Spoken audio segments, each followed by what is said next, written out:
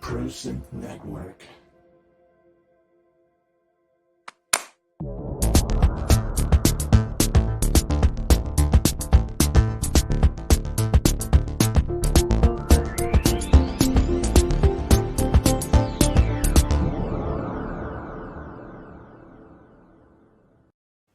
Hello, welcome. It's New Year's Eve, except it's not, but it is. It's New Year's Eve. Yes. I hope you had a wonderful Christmas. How are you, Ben?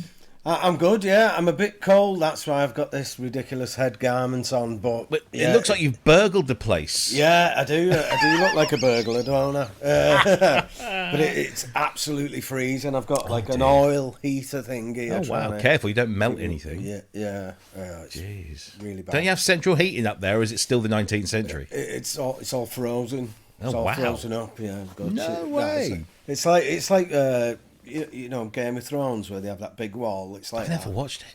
Never watched Game of Thrones. No. That was it, North. Yeah. Oh, yeah, true. Do you have a good Christmas? Yeah, I did, yeah. I forgot. Get anything nice? Yeah, I think so. Yeah, I think I did. Actually, I'm supposed to be gigging tonight, so I might not be able to stick around long. Oh, okay, all right. I've got a gig New Year's Eve in Burton Wood, but that depends on, you know, whether with a bit of foresight that I haven't quite got for some reason, Boris shuts everywhere down. Well, yes, of course. Yes, there could be that.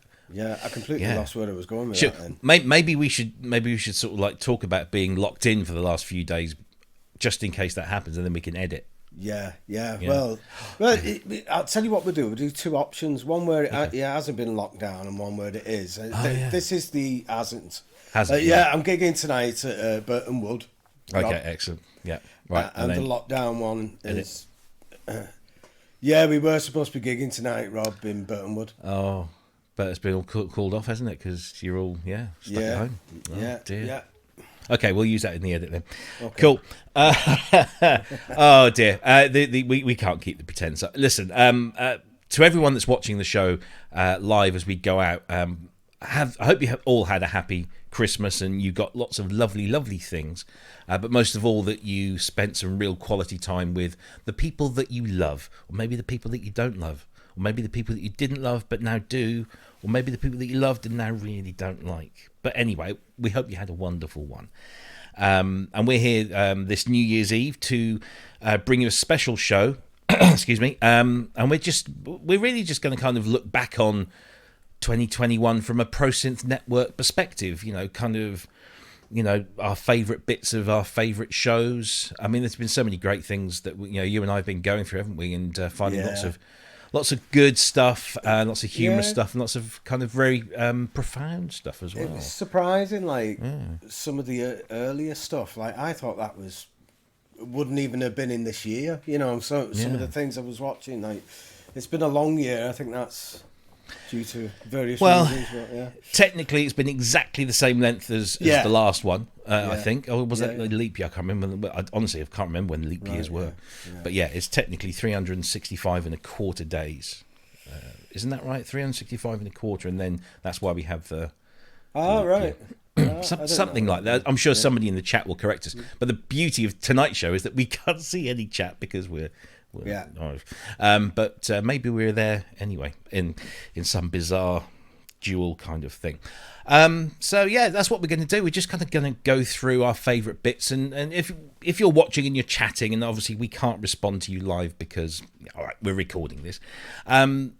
Please tell us what your favourite bits were, and share with us what you really liked about 2021 on a Friday night between 7 and 9 on YouTube.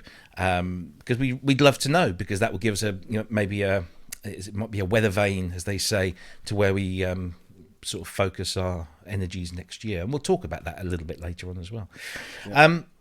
You might notice that aside from the northern burglar over there and myself, the fat southerner, there's somebody missing, and it's Chris, and we have some news, and we're very sad to say that that Chris is no longer going to be on the show. He's decided to step back from doing the live shows for his own personal reasons, and we're really sorry to see him go, and we thank him from the bottom of our hearts for all the effort that he's put in over the last, probably 18 months to 2 years since we started doing this. And he's been there pretty much from day one, and has been a regular and a great contributor, and has come up with some great questions and lots of great humour and stuff. And so we wish him well. But I didn't know if you wanted to add anything to that at all, Ben? Well, just echoing what you said, really. We're really going to miss him, but he needs to focus on other things, and it's fair enough, isn't it? We do this for a bit of fun, and if you've got other things to prioritise, then you've got to do that. And absolutely, wish him all the best. And I'm sure we'll see him back around these parts, certainly on the Facebook group and anywhere else. So all the best, Chris. Hope you had a great Christmas. Hope you have a fantastic New Year. Really sorry to see you go and to say goodbye, but it's never goodbye. It's just au revoir. But there you go. So thank you very much. So that kind of leaves us twos up, and as much as we'd like to do this, like bouncing around each other, the third person dynamic, it really does lend something to the thing. So we went to the barrel and we put our hand in, and there wasn't anything there. We went further down the barrel until we ended up at the very bottom, and then Ben threw me a scraper, and we started scraping, and lo and behold, from the bottom of the barrel was Mr. Kent Spong. Well, sorry, mate, I couldn't resist. That was an awful introduction. You caught me in an embarrassing moment. but very accurate. Yes, squeaky. Listen, sorry, mate, that was completely uncalled for, but it was fun. Well, no, thank you for being a wonderful sport, and thank you for jumping in at such very short notice to make us this kind of the threesome again, because it's always better with three. So I'm told. Yeah, giggity. So, how's Kent Spong's Christmas? Oh, it's been great. I've been in the studio the whole time.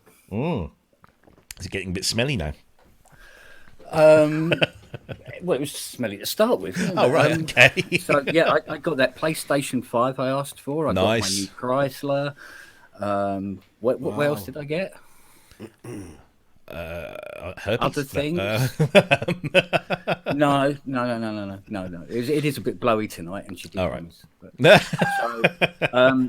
So cool. Oh yeah, no, lots of food and lovely, good stuff. And obviously watch Die Hard. Yes, well, yeah, classic Christmas movie. That, and it is a Christmas film. Yeah. That's a Christmas film as much as Sound of Music is a World War II film, and I wholeheartedly believe that they both are. Yeah. Cool. Yeah. Sound of Music, that must be on at some point over this week or so. Well, because Sound of Music is technically Schindler's List, but without the list. Yeah. This is true. Yeah. Or something like that. Yeah. Anyway, so as much annoying singing. No, I love the singing. I still do. Every time I watch it, I still have the hots for Liesl. Or Charmian Carr, the actress. She was one of the early loin girders. Is that the right phrase? I don't know. All right. Yeah. Got the piqued the interest. I think maybe I should stop. Yeah. I've been watching the wrong films. It's not the Sound of Music I've seen. Oh, now I've got to come up with some sort of... No, I can't think of anything that quickly. Anyway, listen, thank you ever so much for joining us. Pleasure to have your company to go through, a review, should we say, in the loosest possible sense, of 2021. Before we do that, can I just ask anybody that is watching, if you haven't already, And I could do it in this way because it doesn't cover up anybody's faces. Look at that big subscribe button in the middle of the thing. If you haven't already, could you please subscribe? That'd be fantastic because it helps kind of algorithmy stuff. And also like the video. That'd be fantastic if you do like the video. Of course, if you don't like the video, there's now this dislike button. And it doesn't show how many people have disliked it. But we still know. And we know who you are, and we know where you live. But yeah, if you wouldn't mind subscribing, because that was one of the other big things that happened this year, if I can just throw this up on the screen, is we hit our 1,000 subscribers, and we've just gone on and on and on and on. And yeah, that was a big milestone for us this year, because I know we're not in the same league as your Sonic States or your Alex Balls or all those others. But that was a big deal for us. Yeah. Obviously not a big deal for you guys. I know. Do you know? I did bang on about it, and I kind of had to rein myself in because I kept being told, "Look, don't worry, it'll happen. It'll happen. It's not that important." But it did happen, and what it means now is that people can donate money through the YouTube channel to help keep us going, and it helps. We're having comments now from people saying, "Oh, your video was recommended to me." They didn't know we existed. They've actually had it recommended to them in their list of, if you've watched this, you like this. So it works. So we've got the benefit of that as well, yeah. Absolutely, yeah. There's loads of other things. And there's adverts as well. I don't know how annoying the adverts are on this, because I refuse to watch it because I'm in it. But I don't know. Yeah, I think. What happens if it's live and we're talking? Does it just cut in with an advert? No, I turn all the what do they call them, mid-roll adverts. So if there are adverts, they're at the beginning and they're at the end. And if you could click on one of those, that'd be fantastic. I don't know what they are, but click on them anyway. But yeah, it was great. It was a really big moment. It kind of, for me, it said, look, we're doing something that people like and people are enjoying, and let's carry on doing it. It kind of gives us a reason to go on, I think. Anyway, that was the big kind of news. And of course, we started this year off, I believe, with episode 39. And if you take 30, this must be episode, if I do my math correctly, 91. That's 52 shows, because we've done one a week. We've not missed any, have we? No. One or two of us might have not been around for particular shows, but there's always been a show. And we kicked off. And I was half expecting this to be, oh my God, look at the state of my studio a year ago. And in actual fact, it's kind of the same. So, although I didn't have the funky lighting going on, but there's keyboards everywhere. They're just sort of like in slightly different configurations and stuff. How much has your room changed, Kent? Because I noticed that you've kind of moved things around since the last time I looked. But every day. You're one of those, aren't you? Yeah, I'm one of those. So it depends on what I'm writing, depends on what I need to have nearby. Okay. So do you then set your studio up in a way that it makes it easy to do that, or is it literally rip and replace? Yeah, it's 50-50. It's 50-50. Sometimes it is easy to move certain things apart around because they're installed kind of, shall we say, loosely, for want of a better word. And then some other things are more permanent, but they can be. Yeah. So it wouldn't make any difference. So if they sort of think like drum machines will run by themselves, I don't actually need to be there. Well, the analog ones anyway. I don't need to be that near them. But I'm forever moving boards about. Yeah. To do. I mean, that's set up to do like at the moment like a big sort of like a Vangelis-y kind of vibe. Yeah. So strings and that kind of thing. Or that's just being pedantic, really, because we've got plugins that can copy that without any problems. And it's going, oh, look at me, I have a Mark 1. kind of thing. That's all that is. And and then when I want to try and do something else, maybe a bit of jazz or reggae or whatever, or as I was telling Ben yesterday, spaghetti westerns, it will be a different sort of setup. Yeah.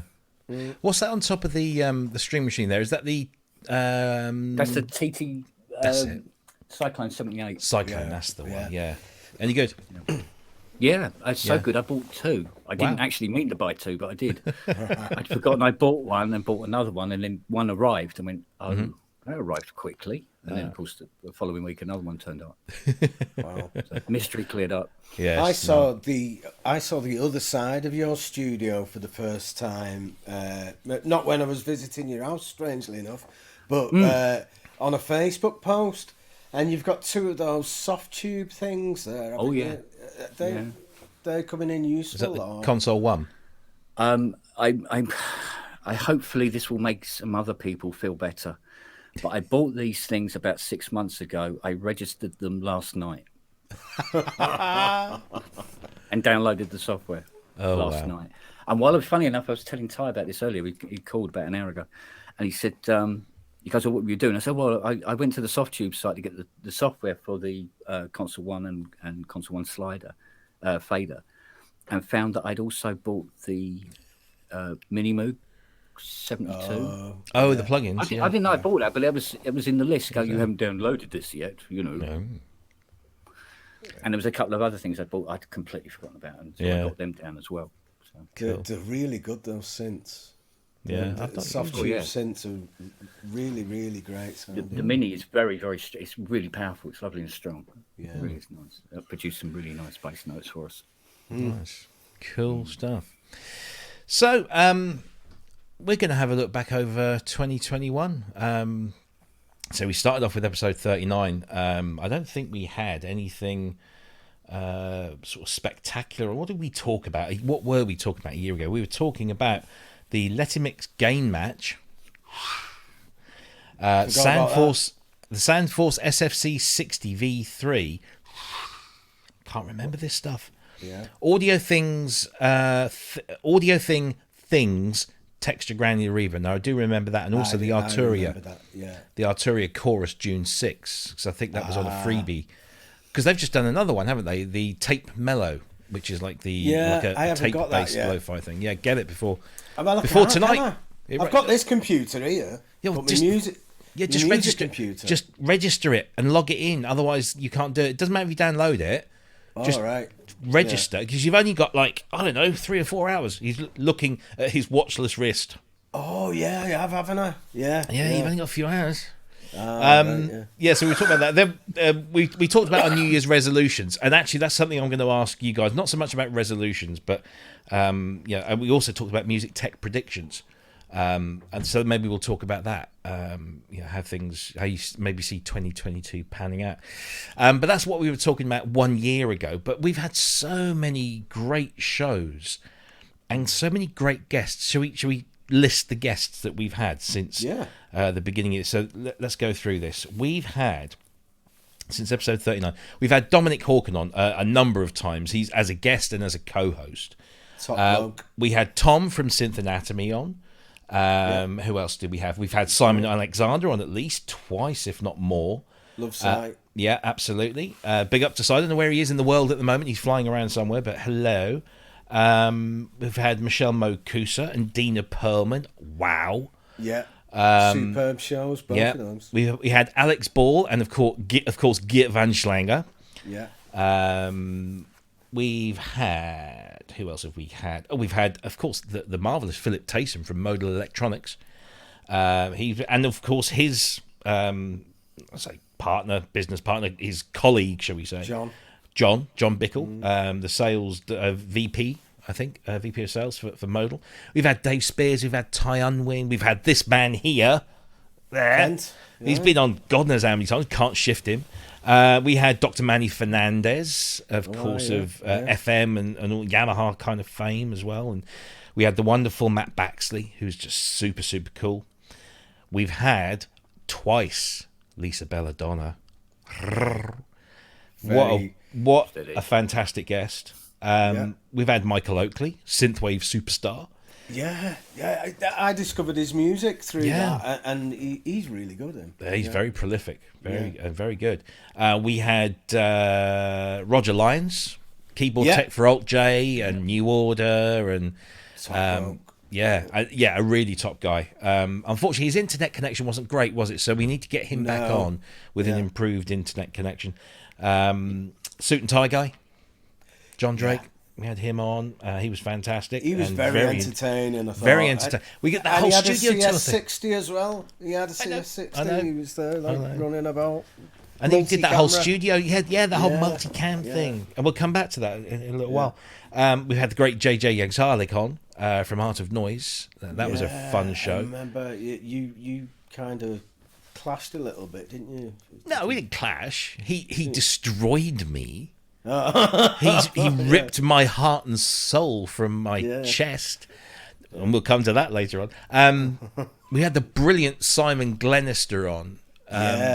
About talking about Noise Solutions, his organisation that helps young people really focus their energies and using music and music technology specifically. What a great organisation, really inspiring interview that was.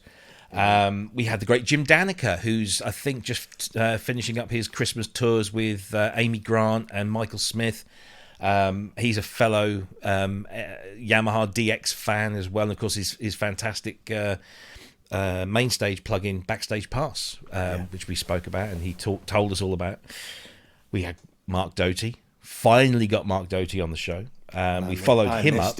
I know you did, yeah.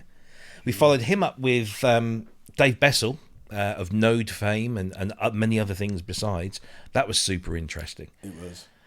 Mark Reeder from Berlin. The musician and promoter and manager and just general kind of, I'm going to say impresario. Is that the right word? I don't know. Very cool, isn't it? Oh, such a dude. Love Mark. We had Mel Wesson on, fresh from, well, I say fresh from, it was about 2 years after, but almost at the time that the Bond film was about to drop, we had Mel, and of course Mel worked with Hans on that score and soundtrack, and he was a super interesting guy. We had your mate Kemp, we had David Arnold, and he owes us another show, doesn't he? Yes. Because he had to leave halfway through because he had to move his studio next to his kid's bedroom and they were about to go to bed. So we need to get him back on for another show. We had live. Yes, quite. Yes. We also had Mark Zaffin on. He stood in a couple of times and was a guest as well. Lots of fun there. We had Ken Flux Pierce, who we can now officially say from Ash and Sound Machines. Yes. And he does lots of other great things, but he's a really super cool and interesting guy, and hopefully he'll be back on next year. And then we've had people like Tim Dorney, who was really good fun. Not that I didn't think he was not going to be, but he was really, really good fun. We had Dr. Mike Metley, author of the wonderful Synth Gems 1 book, which you should have all got that in your Christmas stockings this year. You should at least. We had Thomas from CME, along with Jasper, because he manages Jasper, I think, as well. So that was talented. Very super talented musician and a really cool guy from a company that's making really cool gear. Go on, let's say it. Widdy. Oh, Widdy. Take a drink. Have a drink. Aye. Oh yeah, there you go. And then, of course, a couple of weeks ago, was it a couple of years, something like that, we had Dan Goldman from Rhodes Music Group, which was, again, super interesting, fascinating insight into the whole process of how he came to deliver the Mark 8, basically. Not obviously on his own. There's a great team of people he's got working for him. And then we had some, I don't want to sort of elevate anybody above anybody else, because all of our guests are fantastic, and we love them all to bits equally. We had Mick MacNeil come on again, and he's just absolute gold, because he's such a beautiful spirit and a great sense of humour and just really into it all. And when we first had him on, which was back in 2020, his internet connection was really awful and there was nothing we could do about it. So a lot of the show, we could hear him, but he was just like... Yeah. all the way through. So we had to get him back just to rectify that, and he's got a fantastic connection now. And he well, we'll talk about Mick later on. He was brilliant, wasn't he? Absolutely. We had Axel Hartman. The man who's designed... I don't think anybody has got a studio where they don't have something that Axel has had a hand in designing somewhere around here. I can look at 2 or 3 things. And I've got a few things, Yeah. But what a great, insight into that side of things, the whole, design, the industrial design of musical instruments. And of course, he worked with Down on the Roads.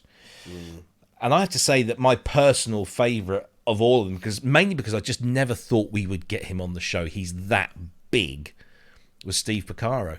That was the one that I was probably the most nervous about. But completely set at ease. As soon as he joined in, it was just, wow, this guy's just like super cool, and really, he gave us over 2 hours of his time, which was just fantastic. As most of, if not all of our guests do, and we're super appreciative. To give 2 hours on a Friday evening to us, it's a lot, isn't it? It's a lot, and we love him for it. As well as that, I'd like to point out that there's not been one of those guests that when they've gone and it's just been us left, that we've gone, oh, what a wanker. As they don't. There's not. No, they've all been really genuinely nice people. Oh, he did him, yeah. And you did me. I did it to you, yeah. Yeah, you did it to me. Yeah, but guests, no. No, everyone's been yeah, really as nice as they seemed in the show. Yeah. Like that, and nobody moaned about, oh, bloody hell, It's really good. And they've all, like Lisa asked to come back on the show, which I thought was fantastic. Mick wanted to come back, and all the people that have come back. We barely have to ask them. They say, "Oh yeah, we'll come back when can put it." And talking of guests, next year, 2022, I think we all agreed that I don't think we could have kept the pace up for another year, because there are only so many people that we can get hold of. So I think what we're probably going to do for 2022, and this might change, we might just get like a load of people saying, hey, can I be in the show? Can I be in the show? But we're going to try and kind of reduce the frequency, spread them out a little bit. So, we won't, miss out on anything, but we'll maybe look to get some of those guys back on, some of those girls back on, get some new people on. We've got lots of people that we're sort of like banging emails backwards and forwards with, that we've been doing since, the beginning of the year. And a lot of these people, despite there being a pandemic, I think 2021, a lot of them were getting back out on the road and really wanting to do stuff. So it's been difficult to nail a few of these people down, but nail them we will. In the nicest possible way, of course. But yeah, we'll get but we are, maybe we'll just kind of go a little easier, spread them a little wider. Otherwise we just kind of, we burn through a whole bunch of people. If anybody's got any contacts for anybody as well, suggestions, where to find us. You can either email us, prosynth-network@gmail.com, or is it info@prosynth-network.com? I can't remember now. Oh, anyway, I've said it on air now. I think info@prosynth-network.com. Yeah, that's probably the easiest one, isn't it? Yeah. Well, it's very difficult to get a big guest each week, isn't it? Anyway, yeah, so it is. Yeah, I mean, because you give it 2 years and it'll be oh, and next week we have Jesus talking about how he's he's clarinet D6. Oh, he had one of those, did he? Yeah, apparently. Cool. Yeah. When he was young. Yeah. Played it on his donkey. But no, I mean, we are finding, that we're getting to a point where we're not running out of people, but there are only so many people that can do, a Friday night for 2 hours, and we've been very lucky. And I think we'll continue to be lucky in 2022, but we'll probably just ease off the gas just a little bit, and maybe we won't have one every week, but we'll definitely have a great show for you every week. We're going to continue doing that, that's for sure. So, what a roster of guests that we've had, and if any of them are watching now, thank you ever so much for coming on. We truly appreciate your support and your interaction. Our audience appreciate it even more, because they get to fling questions at you and just see how cool you really are. And if you want to come back on, you just get in touch. And if you think somebody else who wants to come on, just let us know, and we'll go ahead and try and book them in. If you have, so even if it's just to promote a new album or a new instrument or whatever, come on the show. Okay, so lots and lots of guests, and we've kind of had a discussion over the last few weeks about some of our favourite moments. and we actually put a poll up in the Facebook group, and it got put up as a poll, and I think a lot of people were thinking, oh, this is a popularity contest. What was the best moment? And okay, I'm going to say the most voted for moment was when Jeczalik just destroyed me, and we'll come to that in a moment. But that's one of the things. But there was a bunch of other kind of clips and people that we really loved hearing from. So let's go through some of those, and then we'll run a little clip. Hopefully we won't get copyright striked by ourselves. I don't know if that's a thing or works or not, but you never know. So my only problem here is that I've got all these tabs open, but because in my list of where it says choose the one you want to put on screen, they all start with Pro Synth Network Live. It's very difficult to try and find the right ones, but we'll make a go. So let's do this. Now, this one was actually from not that long ago. It was on the 29th of October. And this was an absolutely wonderful, wonderful moment with Mick MacNeil. So he come back on the show for the second time, and Mick has got his nice little setup going. He wanted to show us this, and boy, did he show us with this clip here. Let's just run the VT on this one. What time? It would be this.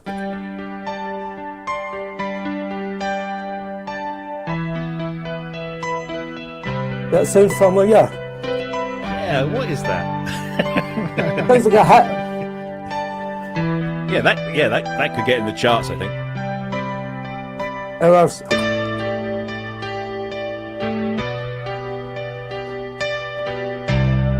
On the bass, it sounds like business. Yeah. That would be the deal. I'll come back onto this one in a minute.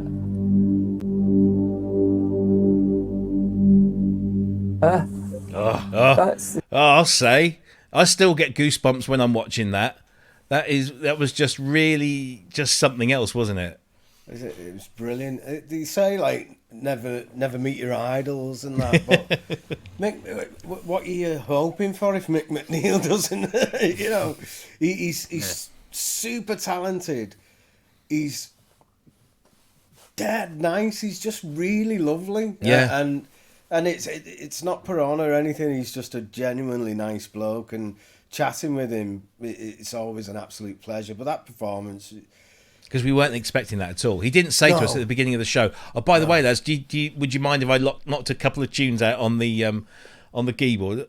Because we'd have said, "Oh, absolutely," but we had no idea that was coming. And literally, even now, definitely, because those two bits, I mean, the CP70 and its brethren have been used by so many artists. Yeah. U2, Peter Gabriel, Keane, Mick, and there's probably countless others that loads of people are probably saying right now in the chat room. ABBA. Yeah. But it's one of those instruments whose sound is not uniquely married to one individual, but it's still a signature sound for them. Did that make sense? Yeah. Normally you'd say that, okay, we'll use the obvious one, Vangelis and the CS80. As soon as you say CS80, the first thing that pops into people's mind is Vangelis. They don't think, oh, Paul McCartney, Wonderful Christmas Time. They don't think of, all those. They don't think of Born in the USA, which was a CS80, that big, that opening riff at the beginning. They think Vangelis all the time. Whereas you say CP70 and you say, oh yeah, that was Simple Minds' signature sound, or that was Peter Gabriel's signature sound. It's one of those rare ones that it's a lot of people's signature sound. Yeah, very much. It's a sound that it's one for me. It was one of them sounds that I always liked songs that add it in, and it was only afterwards that I found that was the common thread through them all. Yeah, I love that's stuff quite like that. weird. I was like, oh, I like this song. I like that song, and then there was one thing that brought it all together. That's very much the same with the Fairlight for me, or the DX7. Hearing those sounds early on, thinking, wow, I love that sound of that. Oh, and I like that record because it sounds like that one that I was last listening to that had that thing in it. Yeah. And then realizing, oh look, it's the thing, and or the producer. Trevor Horn. Yeah. It's just like it's funny because I knew about Trevor Horn during the 80s, but never really explored his oeuvre, as they say. And much later on, looking through his discography, I'm thinking, oh, he produced that. I love that album. Or he produced that. I love, and of course, I love it because it's Trevor Horn. Yeah.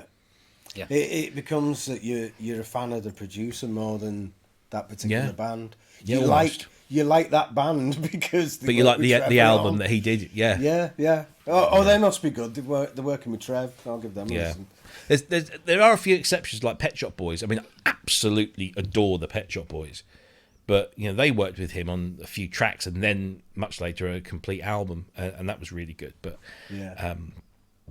CP70 with Grace Jones as well. Yes, because I wasn't particularly into Grace Jones until Slave came out, and it was like, that's a brilliant track. Still to this day, I think it's up there as one of the best pop productions ever. Yeah. Definitely. Have you listened to like the Blooded 12-inch remix, where essentially it's the same 4.5 minutes, but the first half is like instrumental, and then the second half is with the vocals. That's really all it is. But that first half where you hear every single thing, and it's that marvel of Horn's production, whereas he creates this wonderful space where everything has a place to live and everything has its moment to shine, and you can hear everything from the closely mic'd rhythm section, the percussion to the big expansive strings, and it's just a work of absolute genius. Didn't he have a Dimension D at the end of the chain that was just left on all the time? Yeah, probably. Yeah. Apparently, I mean, well, because you remember when we were talking to JJ, he was talking about how Gary Langan would do all these wonderful things with delays and stuff. Because Gary was part of that whole production team on that album as well, along with, I think JJ was on there, and the whole Trevor Horn experience, should we say? Yeah. Well, the whole thing spoke, because there was around about the same time was Tony Mansfield. Yes. Yeah. Because new music was one of those things where it's only when you come back to it 10 or 15 years later you go, oh, that was a really good album. But at the time it was sort of like, move on. Yeah. But and I don't know what happened to him. He disappears off it. I know he went to work, do Captain Sensible, didn't he, for a while? Then I don't know where he went. I lost him. Yeah. I always get him mixed up with Mike Mansfield, who was the TV producer. What was that show he did in the 70s? Where it would start off with him behind the console going, and cue music, and what was that? Superstars or something? Something like that. Yeah, I can't remember. It was on ITV in the UK, and it was right at the height of kind of the glam era. So you always had like the Sweet On or Susie Quattro or Basic Rollers and the Rubettes and all of that classic stuff. Yeah.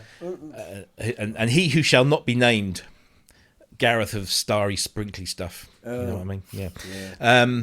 But yeah, so we've just gone off completely off there. Mick MacNeil, what an absolute legend, and we hope to have him back at some point in 2022. Yeah. Who should we have next? What should we do? Let's see. Who's next in our list of great moments? Well, I suppose... No, I'm going to save that one, I think. I'll save that one. Let's do... Well, while we've got him here, we might as well get this one out of the way, shall we? Oh. So this is episode 85. Again, this is a fairly recent thing. And we, from time to time, when you're doing a live stream, you will experience technical issues of some description. Sometimes the camera goes, sometimes the audio goes, or sometimes, you're trying to demonstrate a synthesizer and it's not connected. But and a lot of that stuff is unavoidable.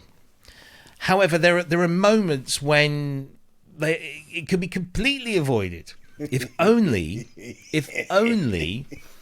you had turned your microphone around the right way. Well, I mean, there's a lot of romance connected to it anyway, let's face it. So, I mean, I remember seeing that thing where you said about Howard Jones, talking about getting all his old gear out again, and And the Prodigy he's got isn't his original Prodigy. See, That's in my garage. The funny thing is, sorry, I'm so sorry, Ken. The funny thing is that whilst you're coming through quite, clearly, when you knock the back of your microphone, that comes through even more clearly because it's the wrong way around. It is round the right way tonight, isn't it? Yeah, I did that classic sort of like, monkey in the studio thing of going, and the little thing goes up and down. Go, I'll do. Cool. Works. And then put your headphones on. Mate, we've all done it. Even Lady Gaga did it. Do you remember? She did that thing for, was it Global something or other? Oh, and she God, does this whole track. And she's got a Neumann or something like that. And we're all going, hang on, you're singing into the back of the microphone. So either that is, as is they are some of the best microphones in the world. It either is the best microphone in the world because it's picking you up really well, or maybe you're not singing it live. Yeah, it does happen. Yeah. I've spent 3 or 4 hours trying to get a Poly 6 working, and it just wouldn't fire up, and it hadn't been turned on at the wall. Oh dear, it is. No, these things do happen. I'm sure I've done similar sorts of things, like the classic early one. I'm sure we've all probably done this, but I remember when I first got MIDI equipment, I was connecting everything up and going, why is nothing working for hours? I remember when I got my very first module, which is this Roland sound canvas, and I got all the MIDI cables, and I plugged the MIDI cable into the in on my module, and I plugged it into the in on my computer because I thought, well, it's in, isn't it? So it's matching. So yeah, I'll do that. And for like 3 or 4 hours, I'm sat there thinking, why the hell is this not working? And so eventually I got to the point where I was tearing my hair out, and my then wife was like shouting down the stairs saying, will you come to bed? And I thought, well, the only thing I haven't tried is trying, swapping the cables over. And I swapped them over, and boom, there it all was. And I learnt my lesson. God. Yes, and it's like, don't put super glue in your pocket. Indeed. Yeah, because I managed to super glue myself to the patio. I thought you were just like, just that you actually did it. I actually did it. Fiona was out there, and it'd gone through the pocket as well. So I was glued to the trousers. The trousers are glued to the patio, and she's out there with a huge a gallon bottle of acetone, pouring it over me. Yeah, it's. I've only done it twice. It's like, but once you meet you in person, all these stories make perfect sense. Yeah, exactly. Yeah, I don't mean that in a nasty I can way. see how all this happens now. Yeah. Now it makes sense. Yeah. They just seem like mad stories when you haven't met you in person, but then you go, I can see that. Yeah, happening. see how that happened. What's the most stupid thing you've done with your technology, Ben? You must have, been to a gig or wired something incorrectly or not turned, something on. Yeah, there was one. Oh, what was it? There was one, and we got to a gig. This is really bad, because I've never actually admitted to this. But we got to a gig, and when it came, the show, even though this is back before we changed the name, the show, we do play and sing live, but it's heavily reliant on technology. Yeah. And I couldn't get the audio. I couldn't get the audio, I think, to play. At all. I couldn't get it to play at all, and I couldn't work out what it was. I've got it. I know exactly what happened now.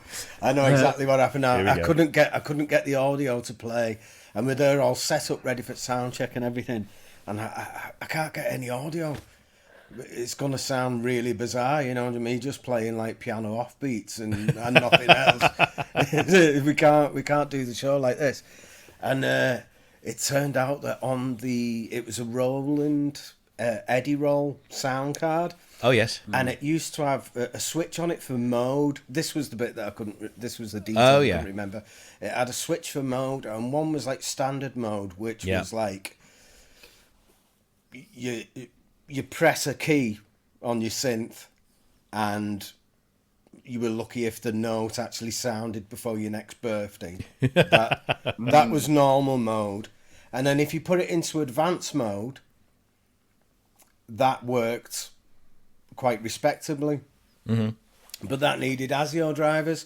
Now, I'd completely forgot about this mode, and as I was setting up, I'd accidentally knocked this button from advanced mode to normal mode, Right.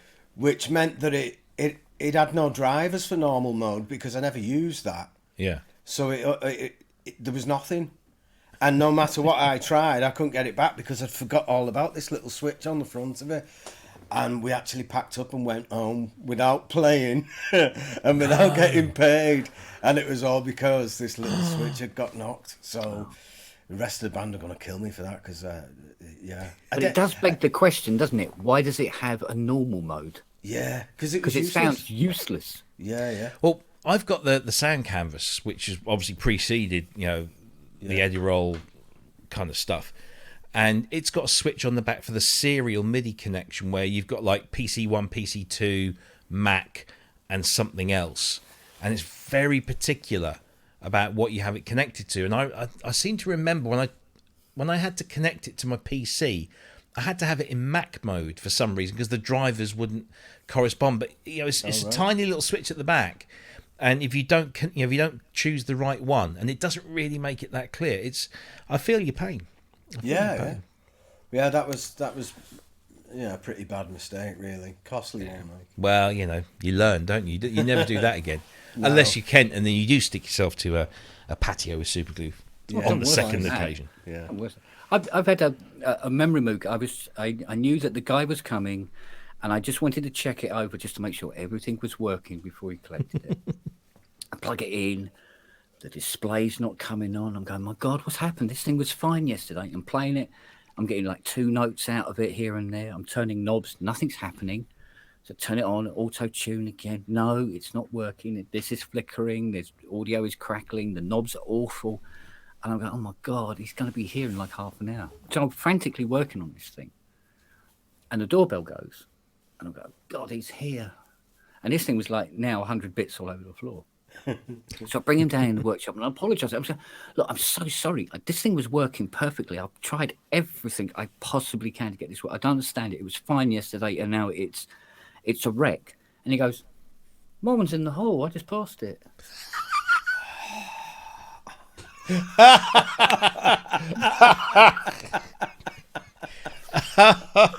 And low. That's a crap. Went and pulled it out and like, da, da, da, da. Yeah, off it goes. Thanks very much. Here's your money. Bye bye. Yeah. Brilliant. Now to take a look at this one that was brought in for a dodgy volume pot. Yeah, this one I was supposed to be restoring. It was a right wreck, and there was me thinking it was, but they looked identical. Absolutely identical. Oh, happens to the best of us, I guess. That's why she puts those little labels on them now. I was looking at something because one of my favourite things is my Dymo label machine. I literally label everything. If it's not moving, it gets a label on it. This is a broad bean. Yeah, absolutely. Yeah, stick it Right. But But I saw this new thing where it's like a thermal printer in what looks like a very posh cigarette case, like a Vesta case kind of thing. And it can print all sorts of labels, like warning labels and cable labels. That are thinner in the middle, so you can bend them round. So you can because my Dymo stuff is good for labeling up boxes and plugs and stuff, but it doesn't stick very well to cables. So I'm thinking if Santa hasn't brought me that, because of course Christmas is gone, then I might just treat myself to one of those in the new year, and you will not see me because I'll be underneath everything just labeling cables. This is the in, and this is in labels. It's when you're in a small, and you must all know this. I mean, you've got like these big multi-plug things sitting around in different places, and all of these power supplies, particularly the wall wart stuff, they all look the same. But they're all different voltages, and if you plug the wrong one in... And you know, if you do a strip down in your studio and you've got a big pile of black adapters... you've got to then like start matching up the... whatever it but you is. need an electron microscope to read what that voltage and amperage is, don't you? Exactly what I was going to say. It's so damn small, especially if you're looking at. I'm sorry, Apple. As much as I love Apple, their things they're white, and then they print the stuff on in just like pale beige. And there's not an electron microscope in the world that could read that. Horrible things. So labels. Everything gets labeled. In this house, and so I'm thinking about one of those. Anyway, let's do this next one. This was funny because on occasion, we can't make it to the show. Ben often gigs, or I'm queuing up for a record store day thing. And so we get people to stand in, and Kent obviously has done that for us on a number of occasions, and we also had Dominic Hawken, who has been a guest on the show, but has also very thankfully come in and stepped in to help co-host the show when one of us is missing. And there was this brilliant moment when he turned up. I think this was probably his first time as a kind of like a standing co-host. And he was replacing Ben. And he just wanted to make sure that we didn't miss Ben at all. And so he donned the clothing. Marc, Doty, welcome one and all. How are we? Are we all good? Doing well. Yeah, I'm all right. We have fake Ben. How can we tell? I forgot to download everything today, though, so I haven't had a chance to listen to any of the things we're going to talk about. I thought I'd just pop in and say hello. You all right, everyone? It's funny because Ben seems to have travelled south to the Midlands somewhere, judging by the accent. That's not old classic Warrington. That's good. Right. Is it Liverpool? It's kind of Gary Barlow. Gary You kind of got to Barlow. talk slow like that. I didn't download it. No, I can't do it. Anyway, it's me. We never have guessed. Oh, that was fun. That was absolutely just It was a belting impression, though. It wasn't bad. Apart Like I from said, the voice was a bit off, wasn't it? it sounded more from Walsall than Warrington. Yeah, or it sounded a little bit Ringo Starr as well. Yeah, no, it did. But he got the persona quite right, Well, I live in Surrey. It all sounds the same. This is true. I mean, we all talk like this down here, darling. Whatever. Surrey's like extreme posh and extreme not posh, isn't it? Depending on where you go. Like you wouldn't believe. You can walk down the street and it's all Range Rovers, and they say, "Oh, what hair?" and all that. Yes. And then at the other end, it's like, "God, what will you first?" Yeah. And all that. My wife's from Chobham, and I always used to take the Mickey out of her because it is Chobham's this lovely little village. It's full of estate agents and craft shops and things, and then you sort of go down to Woking and it's like, oh my god. It's just, jeez. No disrespect to Woking at all much. But it's different, shall we say? Yes. Because all the posh people, where do they go? They go to Guildford. Is Guildford the? Yeah, but I mean, the place is replete with film stars. For some This is reason. true. Lots of big gated houses. Yeah. We got, what was it? Old Superman lives in Guildford. Which one? Henry Cavill. Oh right. Right, the new one. Spider-Man lives in Kingston. Again, which one? Tom? The current. Yeah, Current The new one, ones, all the other ones are dead, aren't they? Well, no, not really. I think Tobey Maguire's still alive. No, I Dead meant the to bed. Supermen. The the Supermen Supermen. are all dead. Well, yeah, maybe one or two. Yeah. But yeah. Okay, Yeah, moving on. No, I just wanted to say because Dom does this thing where he says if you want to join into his show on a Sunday, he just throws the link into the chat. And he did that on Sunday, and I jumped in and I said on behalf of all of us, I thanked him for coming on to ours. Whenever he's been asked, basically, he's never said no. Even when I think, was it Lula May or Mrs. Wigley? One of them fell ill with COVID, and he was like, "Oh, I'm not sure I'm going to be able." And then he did. Not the detriment to his loved ones, but he always commits, and he's great fun, super knowledgeable, lots of fancy gear, and does great impressions of Ben. So there you go. I think you could have set him up better though. I think that you could have set his name to Ben at least. Didn't know he was going to do it. The illusion was shattered with that. Yeah. Didn't know. Yeah, because I thought it was Ben right up until then. Yeah. He do it a few weeks later. He come on again, and he now got these fancy digital overlays, and he did one where he had the beard, and right. Yeah. But because he's well into that. And I wouldn't know where to begin. He keeps asking me to do bath sponge again as well. Oh yeah, you got to do that. Yeah. It's got to be done. But no, we honestly didn't know he was going to do that, and he just shows up with his beard on.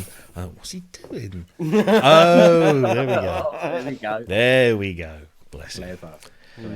Lovely, man. Right, so that was episode 69. Don't know why I said aptly with hairy chins and what have you. Moving on, this is a family show. This is another one. This is another one where Dom was involved, just to show how often he visits us. So this was when I wasn't able to join the show live because I was queuing outside a record store. This was back on the 11th of June of this year. So record store day is a thing, and I go along and I queue up outside for stupid amounts of time from 5 in the evening before. And so I said, well, I can't do the show, and Dom will come and do it. So we got Dom in. And then Dom said, well, look, why don't you dial in from the thing, using your mobile phone? So I did, because I'm sad and it was a bit boring. And it wasn't so much the conversation between us all and me stood outside a record store and then going on about all the tourist attractions of Bury St Edmunds, and there are quite a few. It was this absolute classic moment. I'm sorry, this is just, when I watched this for the first time, I spat out whatever I was drinking at the time. Well, you shall forever be called Regimental Sergeant Zippo for me from now on. Okay. I think that should be your title as the controller of the Pro Synth Network.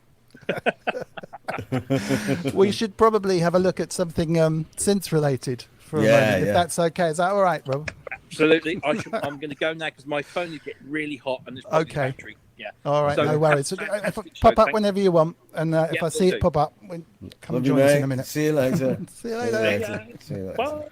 Bye. What a wanker.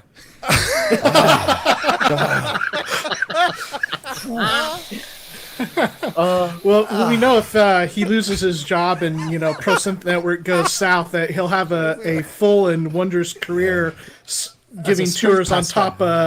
And giving tours on top of Double Decker.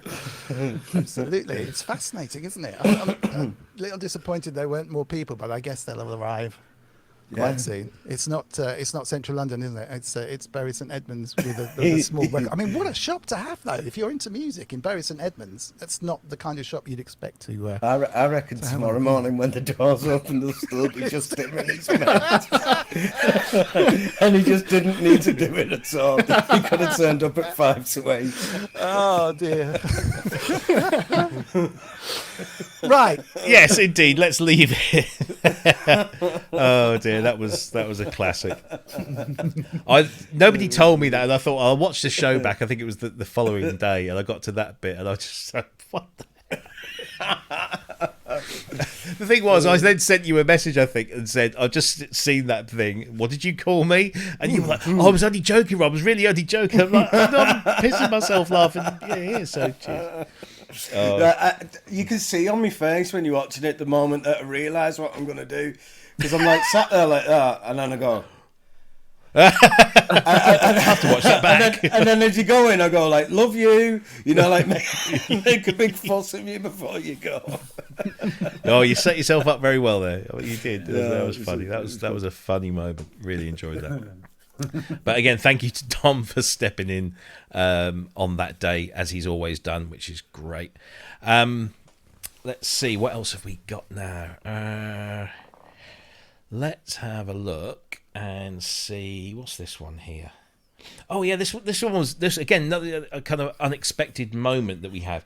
So we had John Drake, aka Suit and Tie Guy, who's just another genius and really knowledgeable and really interesting. It has a great rig and a great setup, and we had this this multi-camera kind of extravaganza where he had cameras set up all around his studio, because he's got like a live room. So you see, if you look at the shot here, over his, what we see as his right shoulder there, behind that is a kind of like a live space, and he sets up all sorts of things in there. But the funniest, or one of the most amusing things, and there was a lot of amusing things about that show, which we did with Simon, was this moment when, I don't know his official job title, so I'm just going to say his colleague, Bubba, made an appearance, and it was just like, wow, this guy's even more cool. It's essential. I have two questions. Has anybody used the Thunder controller in any form, whether it be the Sensel Morph or on a Buchla or anything? Because that looks so confusing to me. I just can't make a head and a tail of that at all. This guy right here. Yeah. Can you use it? I bought my Sensel for the Thunder overlay. This is crazy. I love this. Here you go. Yeah. Hi, what's your name? Hi, I'm Bubba. Hi, Bubba. All right, mate. Hey guys. Thanks for having me. Thanks for letting me jump in. Is the roof about to cave in there? What's with the yellow hat? These are our hard hats. So we're down the street from the most important machinery company to ever exist, Caterpillar. Okay. And, I love bulldozers. I love construction equipment. I just think that's just the neatest thing. The most powerful tools of the human will are the synthesizer and the bulldozer. So we do these hard hats that say STG Sound Labs on them with the old Caterpillar logo. Awesome. As a reference to our neighbors. But anyways, the Sensel Morph with the Thunder controller is amazing. Yeah. It's super fun. It's super tactile. I like tactile things.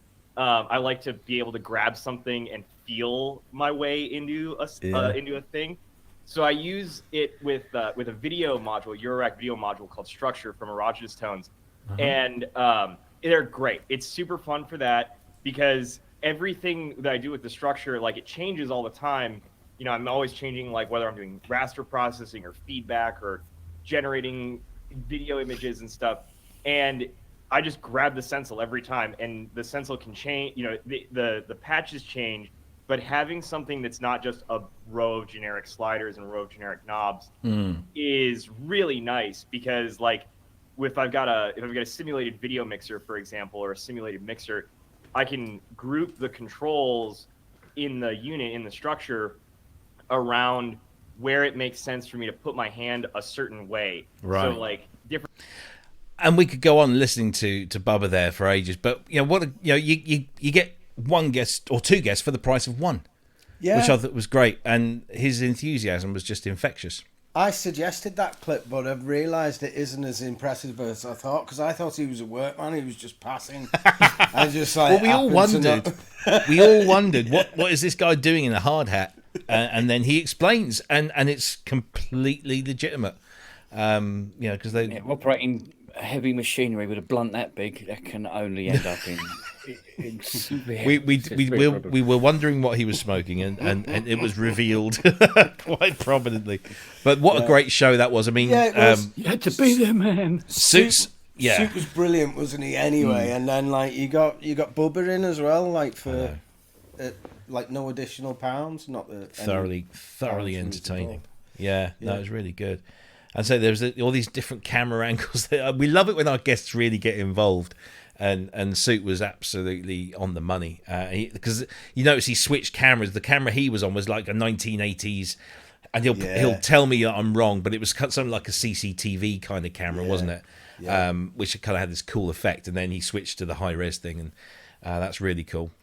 But yeah, two guests for the price of one, which is something that we've had in other shows as well, where we've been graced with the presence of two guests for the price of one. And I think probably the most obvious example of that was when we had we were expecting Alex Ball, but we were interrupted at the very beginning by Geert van Schlänger.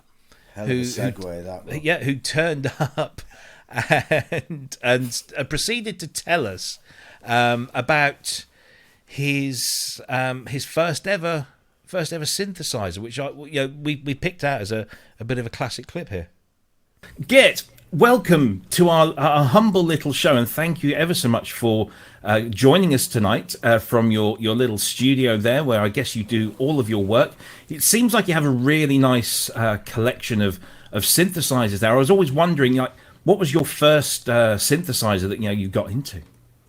Well, yes, when I was a young lad, I used to hear the sound of the synthesizers on the sexy musics, but I could never afford a synthesizer. And then a company came out with a little affordable synth called the Tinky 100. And we went down to the store and I picked it up and went home, and I spent many hours in my bedroom playing with my Tinky. And it was a very simple synthesizer, but it had the bandpass filter, which is great because you can do the wah. And if there's no wah, you won't get far, as they say in Holland. I'm told, I've never visited. So that was my first synth, the Tinky 100, and that really set me on my way. I mean, a few years later, I upgraded to the Tinky 500, and that had the ribbon strip on it. And I find if you play with your Tinky and then you put a bit of finger in there as well, it takes things to another level. It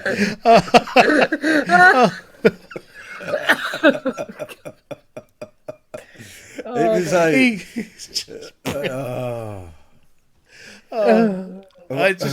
I remember.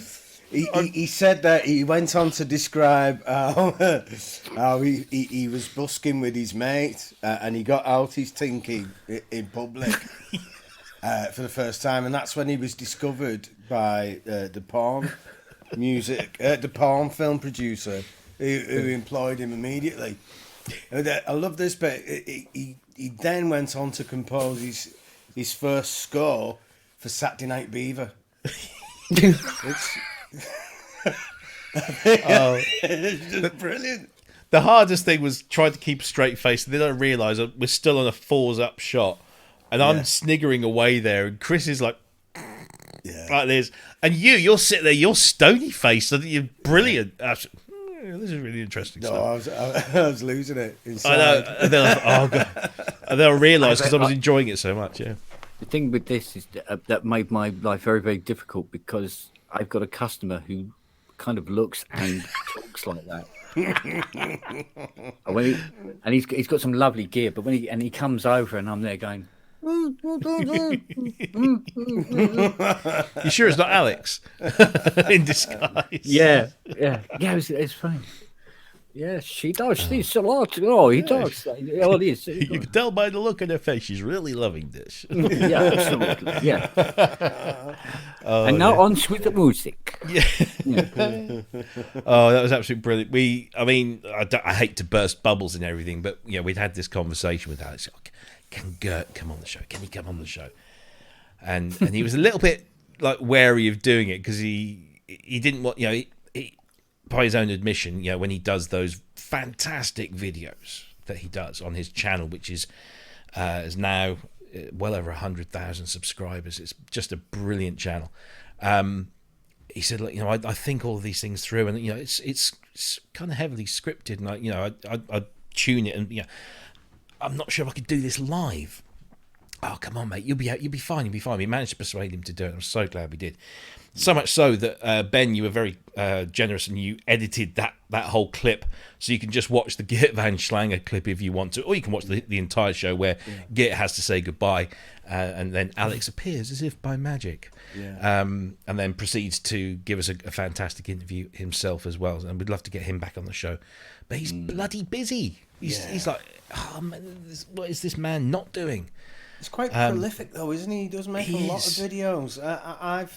I've been trying to do one recently for the show, and it's just taking forever. And I know. It just seems to, and it's not as if they're like slung together. They come out and they're like full blown productions with all these the nice editing. edits and everything, and excellent compositions to accompany each one. He always Sickeningly writes talented. something. Yeah, he's very very talented. Hate him. No, I've been trying to do a video on the Polybrute, and I did one, and I wasn't really happy. I showed you guys. I wasn't really happy with it, and I keep looking at it, thinking I must do that video. I must finish that video because I want to finish it. But it's finding the time, and I know Alex has got other kind of jobs that he does at the same time, but a lot of these prolific YouTubers that we see in our community and in others, they're doing this full time. They've put their proverbials on the line and said, I'm going to go for this and hopefully earn enough from advertising revenue and sponsorships and Patreons and all that kind of thing to put food on the table for me and my family or whoever it might be. I'm very risk averse, and I've often thought about trying doing that, and then I think, I've got 2 kids still here at home and the wife and the cats, and I'm not sure I can put that on. But these guys, if I had a hat and I was wearing it, I'd be taking it off to you right now, because these people that do these videos make some superb content. Yeah, and I think Alex is up there. It's not very top. Oh yeah, definitely. Yeah. All right. I'm surprised that there's like over 2,000 views for that video I did on how to tune a CS80. Yeah. I'm Which one of perplexes me because there's only about 750 CS80s. So there's like 1,300 people who don't own a CS80 watched me for an hour. Yeah. Twiddling. Yeah. You know what though? It was strangely interesting. Even I didn't have a CS60 then, but I was just fascinated by the process and all this. Like you've got to switch notes when you're testing the voices. Yeah. And the interesting thing though is when you do that on the 60, it's upside down. Oh. They fit the cards in upside down, so you have to do what's at the top is actually at the bottom. Oh. Yeah. No, these. Alex is just. I say he is the full McCoy, the real deal. He's everything. He's got an engaging personality. He's got great video chops. He's got great musical chops. He's got great script writing chops. I mean, it's no wonder he works in the advertising industry or has worked in the advertising industry. Yeah. He's got everything going on, and how he's not been snapped up by a proper TV channel to do something. I mean, I know our community is fairly niche, but I'm sure somebody must have recognised his overall talent and maybe this, I don't know, because he is like a real presenter, isn't it? Yeah, yeah. It's like you are watching a professionally produced program. Yeah.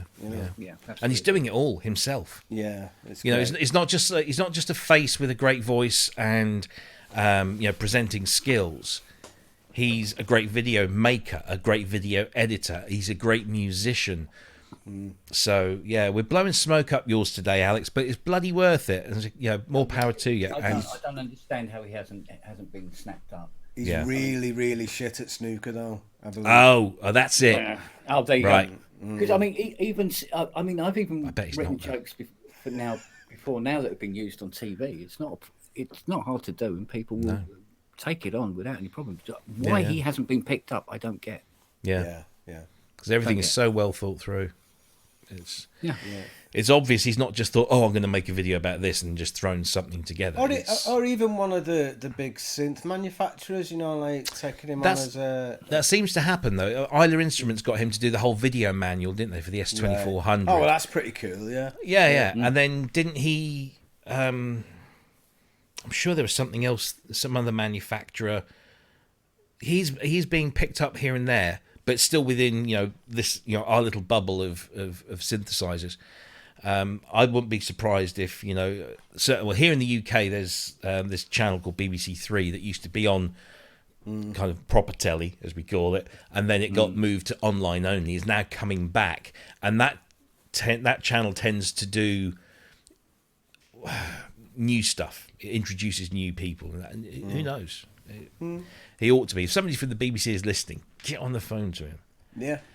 Yes. Anyway, Alex Ball, Geert van Schlänger, thank you for joining us in 2021. We've got a few more. What are we doing for time here? We're just, do you know, the one thing when you're doing, oh, there it is. That's it. I was just saying, the one thing it doesn't do is it tells you how long you've been going. It does. We've been going an hour and 15 minutes. There you go. Bang on.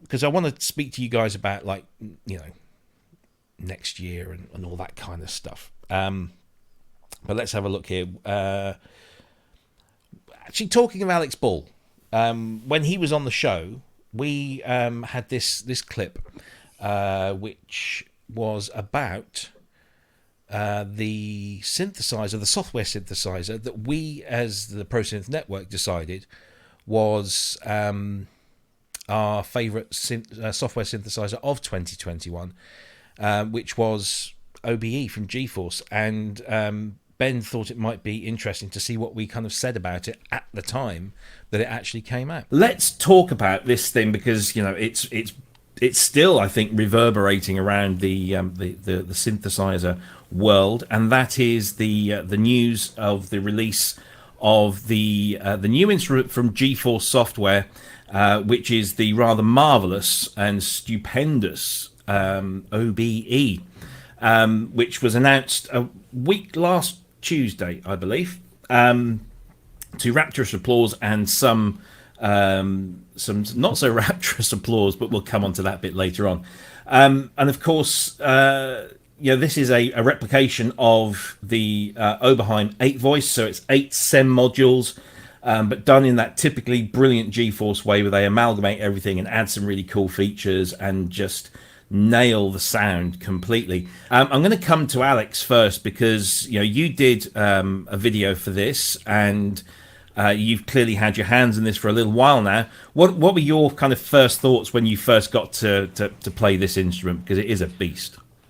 Yeah, I mean, the thing with software is it can be quite hit and miss. I've got software plugins that are incredible, but I've got many, many more that just aren't. It's very easy for software to sound kind of two-dimensional and just not have the realism. There's something about, especially analog synths, there's something about the way they sound and behave that's very, very hard to model. And some every now and again someone does it like really, really well. What the GForce stuff has been very high quality, but this one is of another level.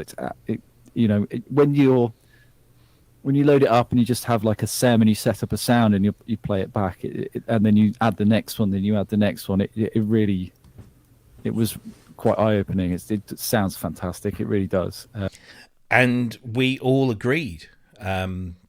It was, I think, the most stunning software synthesizer, not just of 2021, but the last, I don't know, 5-10 years, because it's of a synthesizer that is pretty damn rare, and a lot of people lust after, and they just nailed it. And not only did they added things to it to make it even better, and we loved it so much we used it in our end theme credits and everything. Still something you go back to?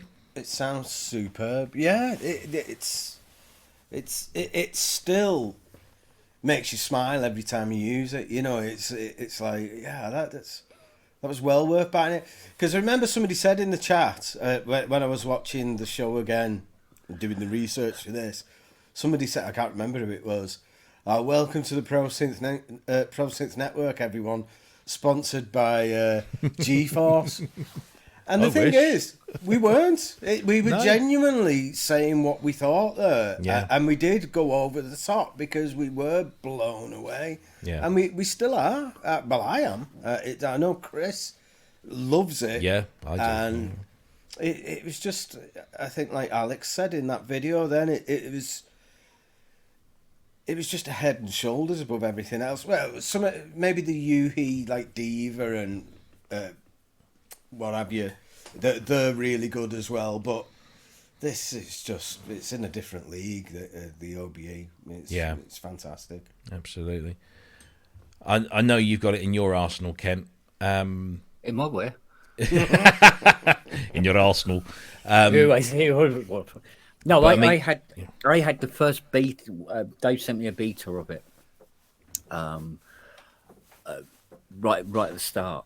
And the beautiful thing about Dave and Chris and GForce in general as a company is he said to me, he said, look, I want you, because of your experience with 4 and 8 voices, to be on board with this and just check her out and see what you think. I'm going, oh, okay, like that. And he goes, I said, yeah, it shouldn't be a problem. He goes, well, it's Mac only. And I went, oh, I haven't got a Mac, sorry. So he went, oh, okay. And literally a couple of days later, they bought me one. They bought me the Mac Mini. All right, it's an old one, but it's good enough.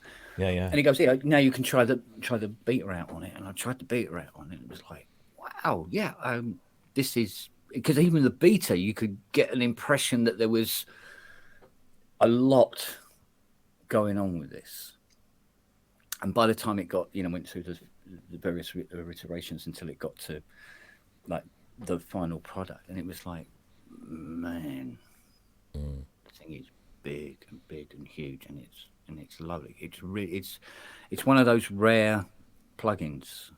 You get them come along every now and again, but you get this rare plugin comes along where it's really vibrant. You forget it's software, and you use it in a sort of like almost like it's you're in the hardware world without. It's like being in the Matrix sort of thing. So you think you're in the real world and you're not. You're in the computer world.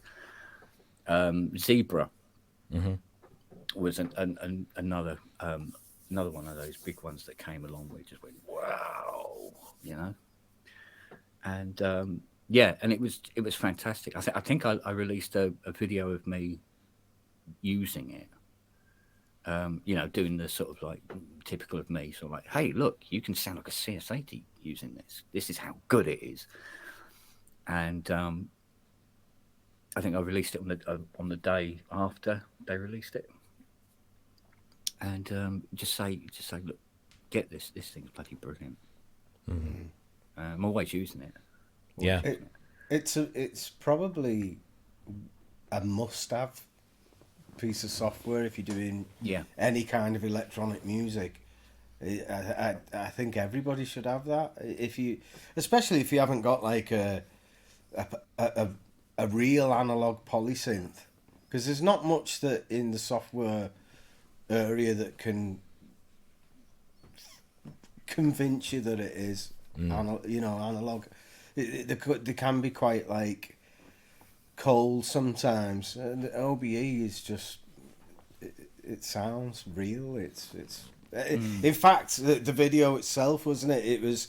I think it was Dave miming the whole OBE thing on an 8 voice. But like everybody watching it didn't know that and was just convinced totally that we were listening to an 8 voice, and it's just a masterpiece. I think it's. But it's really brought the 8 voice into the real world where people can get access to this thing. I mean, it got to the point where because one of the R&D development things I was doing, which is this, nobody's got one of these in their studio because this is the only one that exists. I was going to ask about that. Yeah, which is the 8 voice breakout, which will give a 4 voice or an 8 voice. Well, this is a 4 voice version, but it gives it MIDI, right, in, out, all the rest of it. Shake it all about, if you've got Eurorack or anything else, and blah, blah, blah, nice, and it taps into things that you just aren't even available on the front panel of the normal synth. So you've got to have a degree in engineering to be able to install it, but that's the trade-off. But what that does is it will give the hardware version at least somewhere a glimpse of what you're capable of doing with the software. Yeah.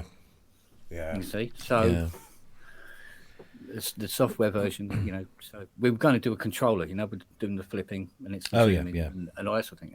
I mean, that's still going. That's underway. We had to finish that one off first, but it's such a beautiful sound. Yeah, that's the thing. That's the bottom line. It's a beautiful sound.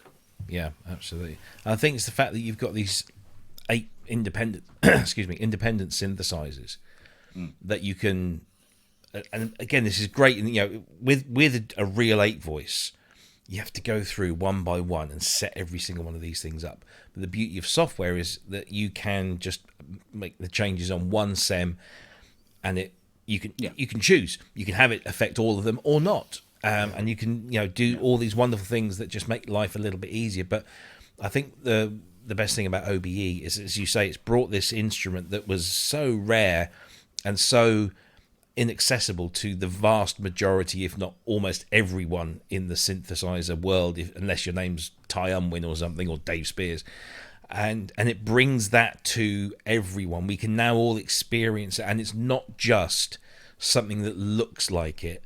It genuinely sounds like the real deal, and you've got 8 voice people with 8 voice experience like yourself, like Ty, like Dave, who can demonstrate how authentic it sounds. And now you've got that for 100 and I think it's 150 quid full price. 150 quid for a synth that powerful. And I just remember when I first got it, and I was flicking through the patches. I got as far as patch 2 and stayed there. And then I wrote the piece of music that you hear at the end of every show. And I did that. And I just thought, I'm going to carry on doing this because I love this patch. It was you get, when you get stuck in one patch that really, I mean, there's a few on the Polybrute. You get stuck in that one place. You just can't go out of it because it's so good. It really is so satisfying, and you're worried that all the others might not be quite the same, and some are and some aren't. But it's interesting you say that it's the music to the end of the show. Because if you hadn't said that, I was convinced that was a hardware synth. No, so be you. It's literally just me holding down some chords. That's it. It's not even processed in any way, no, is it? It's literally that in Logic, no effects. Yeah. And I just whacked it out, and I'm not saying that oh, look at me, I can just whack this out in 5 minutes. It was the patch. It was the patch that drew that piece out of it. It's that's what I love. You flick through presets or sounds that people make, and oh my god, it's making me write something because it's that good. And it's just a short piece, and I put it on there, and I played it to the guys, and they said, yeah, let's have that, and so it's there. And it's it's an absolutely astonishing achievement. And Hugo, I mean, we tried to convince Hugo to come on to the show, but Hugo's a very reserved individual, and that's absolutely fine. And the worst thing about the whole OBE thing was that little pylon that happened at the beginning when everyone was kicking off about why isn't there a PC version, and Dave comes on and has to fight, firefight essentially. He didn't have to, but he felt like he was obliged to, because people in some of these internet forums were really going at GForce, but also going, because I think Dave name checked Hugo in a promo video or something, and so then somebody said, "Oh, his name is Hugo, let's go for him," and which was incredibly unfair. And I think Dave really felt for him and came out and fought his corner, which was great. Yeah. But we still want to get Hugo on because he's clearly doing some amazing stuff, and hopefully 2022 we'll see the PC users get their version of it. And trust me, it's so worth the wait. It really is. Yeah. And as Dave explained when he was a guest on the show, that the platform that they're using is this new platform, and OBE was kind of like the test. And as far as the Mac version is concerned, it has passed with flying colours. So they just need to fine tune this for everything else, and then I think we'll start seeing a number of new things. And they've got some great offers on at the moment. You can pick OBE up for 30% off, I believe, until is it the end of the year? I don't know. There's some offers on. So tonight. Yeah, it could be till tonight. Yes, indeed. Interesting to see what might come from that, isn't it? That platform. It's very exciting. Because they could have done what everyone else is doing, going down is it Juice? I said I'm not really into this, but there's the Juice platform, and I think they decided not to go down that route, to go down something that would give them more power and flexibility moving forward, and give them something unique, and they've done that. And as you said again, Kent, Chris and Dave, absolute diamonds. I've mentioned many a time, the help they've given me, just verbally, advice and an ear to sort of unload to, and they then say, well, this is what we think, and it's always brilliant advice. Yeah. And they're absolute cards as well, because they jumped. We went to see Tara Bush play at the Queen Elizabeth Centre in London on the South Bank, and I knew that they would probably be there, and I'm sat there with my lady wife, and all of a sudden these two reprobates from behind us jump up and go, and it's Chris and Dave, and they're just great laugh and lots of fun, and hopefully we'll get Chris on the show one day. I know he doesn't like doing it, but I'd love to get the pair of them on the show, just the pair of them, because they do wonderful things.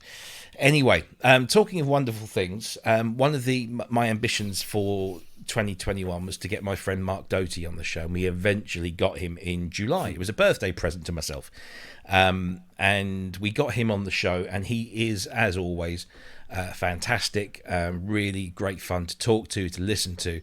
And Ben, you picked this one out here because this was the week that Behringer teased a Jupiter 8 type synth.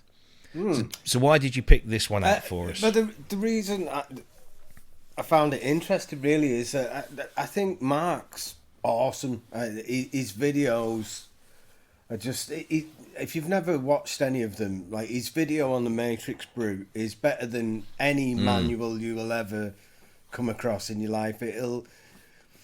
If you stick with it, you will end up a Matrix Brute expert at the end of it. It's so good.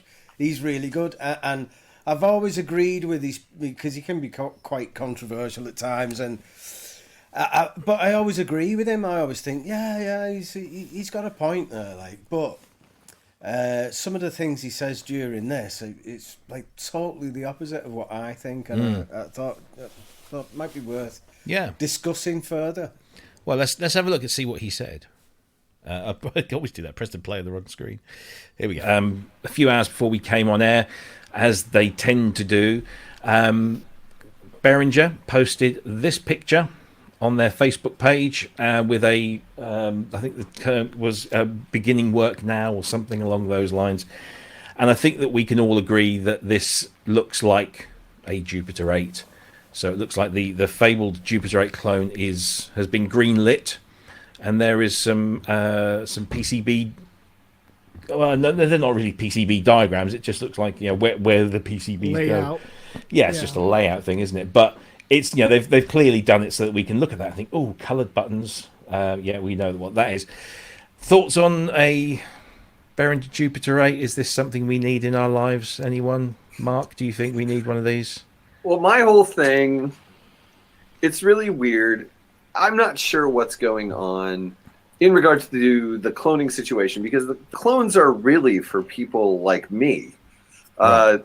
Like we've said, old men who are obsessed with the past and whatever, and because of their sad current lives. Anyway, I want, if I'm going to have a Jupiter 8, and maybe I'd be interested in the Jupiter 8, I don't know, I would want it to be as exact as possible. But the problem that keeps happening, I think, with Behringer is that they start with something that's accurate, and then people who are much younger than I am are going, oh, well, you can't put that out unless it has, MIDI and this and this and this and this. And basically they start adding presets and these sorts of things, which actually undo the elements that are appealing to people like me. So then I'm kind of like, you're getting the worst of both worlds, in the sense that I don't get what I want and they get what they want, but they don't have the original desire for the things that make the thing worth cloning. So I just think it's like this sort of committee of people who disagree, and the result is something that I wonder if it will really capture the original thing. And obviously the D was not like that, although they did add some things to it, but they preserved at least enough of what might be considered a mini Moog sort of sound, and that was awesome. But I worry with this and their CS80 duplication that the public might undermine the possibility of it being an effective actual clone, which would be sad. But all of that being said, I'm not really a huge Jupiter 8 fan. So yeah.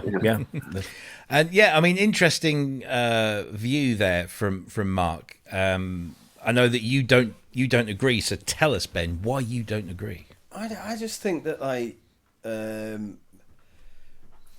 I contradict myself in this quite a lot, because I have said before that if you're gonna make a clone of something, it should be a replica. You know, like with Korg and the 2600. Yeah, so it should be a clone. I moaned about the small one, saying that if it's a clone, it should be a replica. But I just think that like if you've got the opportunity to improve something and genuinely improve it, not just change it for the sake of changing it and making it worse in some way, but if say, for instance, if I know it would add expense to it, but the Pro 1 that Behringer did, if that transmitted and received CC messages on that somehow, and you could have like a bulk dump at the beginning of your track just to set up that, instead of putting memories in it, you could do something like that. That had been an amazing addition to that, and it is essentially exactly the same as the Pro 1 in function and everything. And I know it might add a bit more, but I think it's good to improve things. I think it's good to put USB on an analog synth, and it's just MIDI. Just adding MIDI to when I believe Kent's doing a MIDI expansion. Well, hopefully doing a MIDI expansion thing for the CS80 and 60, and that's what people want. People. Rhodes are thinking of reintroducing the MIDI for the Mark 8. Yeah, I think it's all right, things being accurate and as they were then, but people do want conveniences like patches, like USB, like stable tuning. But I don't know.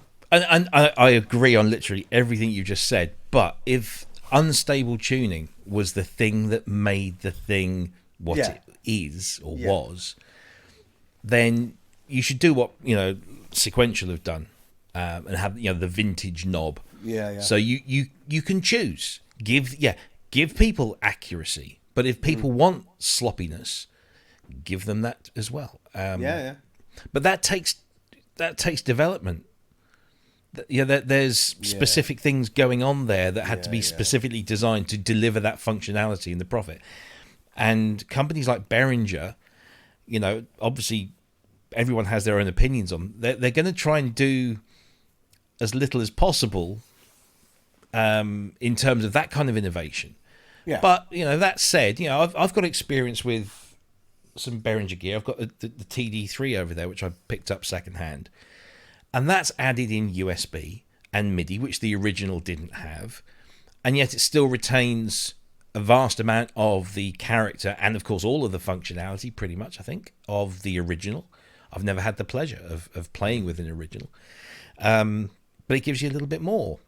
And I think that's a good thing. But I think, I'm agreeing with what Marc's saying, that if you start putting in all these fixes, that can often move you away from what made that thing the special thing it is. Yeah. I mean, I don't like the term. Everyone talks about Behringer clones, and getting into the etymology of words. The clone is an exact replica, and what Behringer don't do is make exact replicas. So they should be called something else, and I'm not fully decided on what term should be used. But I it's a very contentious issue, which we don't want to get bogged down in again, because we always end up going down that path. But I like you. I thought it was a really interesting view from somebody who is a genuine analog aficionado of of the highest order. What do you think, Kent? Sat there scratching your chin. Have you got an opinion on this? I'm sure you have. My view of Behringer changed over the last few months anyway, because I think the thing that I think Behringer was setting out to do didn't happen. It had completely the opposite effect in terms of what it was going to do with the analog market. If anything, it's accelerated it and made it even more crazy. I honestly believe that if Robert Moog was sitting in his workshop and he's got the mini Moog in front of him and he's got most of it done, and then a guy comes in the door and he says, "How would you like to have presets? I've come up with this thing where you've got a processor and stuff like that, and you put it in and you can save different sounds from the front panel." And he'll go, "Yeah, I'll have that, please." And that's the only reason, because when they say, "Oh, you can't put presets into a mini Moog," yeah, it was only because it didn't have presets. Yeah. Because the technology wasn't available. If it was, I guarantee you it would have been put in it. Yeah. Yeah. All right. There's the other thing with the detuning, with the raucous nature of the synth, the way it breathes and moves around, and the VCOs move around from each other, and that's what made that sound great. I'm not so sure what made it great. It's what made it nostalgic. What showed it, made it. It's the sound you want back. Doesn't mean it was good. And I as somebody who repairs machines, I must admit, to be able to come into a studio and turn on this kind of gear and everything that's supposed to be in C is in C. Love it. Yeah. The 80, that's the same as the Fender, because it's an instrument, a playing instrument. You sit there and play it. Do they sound that brilliant? If you disconnect that little green wire from the CAS board so you don't get any polyphonic aftertouch and play a CS80, it sounds absolutely fucking awful. It really does. There's no dynamics, there's nothing. Yeah. Or it doesn't sound like it normally would do. The sounds are okay, but it's more like what the SY1 would sound like, which is okay, but it's just there's nothing to write home about. So there's such a mixture of where you have technology, nostalgia, and they're technically not two very good bedfellows. And no matter what Behringer do, there's going to be the lovers and the haters. There's going to be the lovers who go, "Well, thank you. I can have what I can call a Jupiter 8 without having to kill my grandmother and steal her family fortune to buy it, and I can have it for a few £100."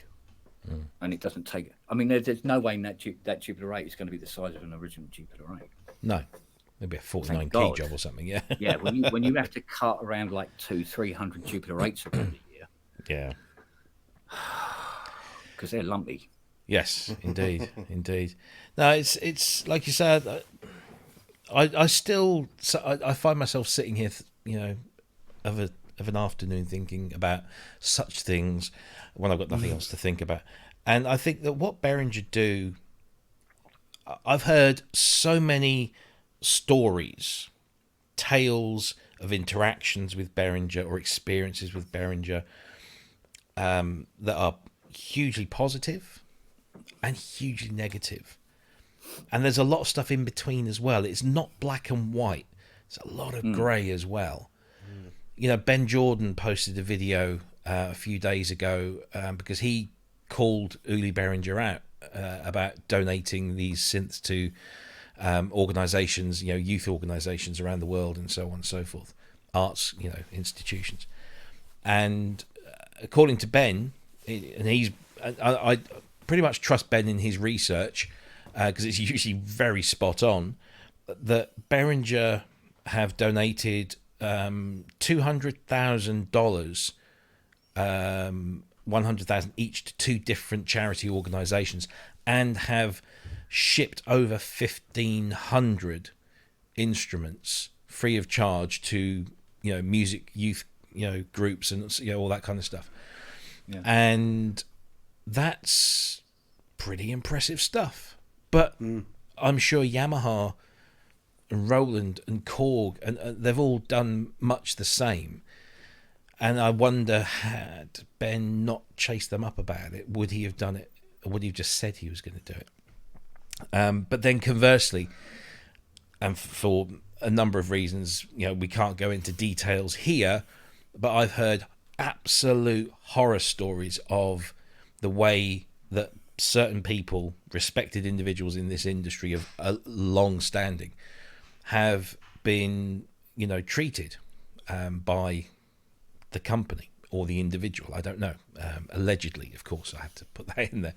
Yeah. So it's very conflicting. And I'm not entirely sure, whenever I feel slightly drawn, I think, oh, well, I'd like that Lindrum thing that they're supposed to be doing, because I've always wanted a Lindrum, and to get an actual Lindrum, you need very deep pockets, not just to acquire the thing, but to keep it going. And they're probably going to come up with one for £200-300. That's very tempting for somebody who's always wanted one. And now I can see why so many people, I've always wanted a Jupiter, a CS80, or this or that, and this gives them a step into that. I'm just not. Yeah. Then I think about all the horror stories, and I think, do I really want to be giving my money to a company that does that?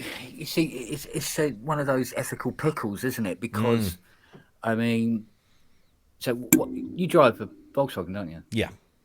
Yeah. Well, when it comes to ethics,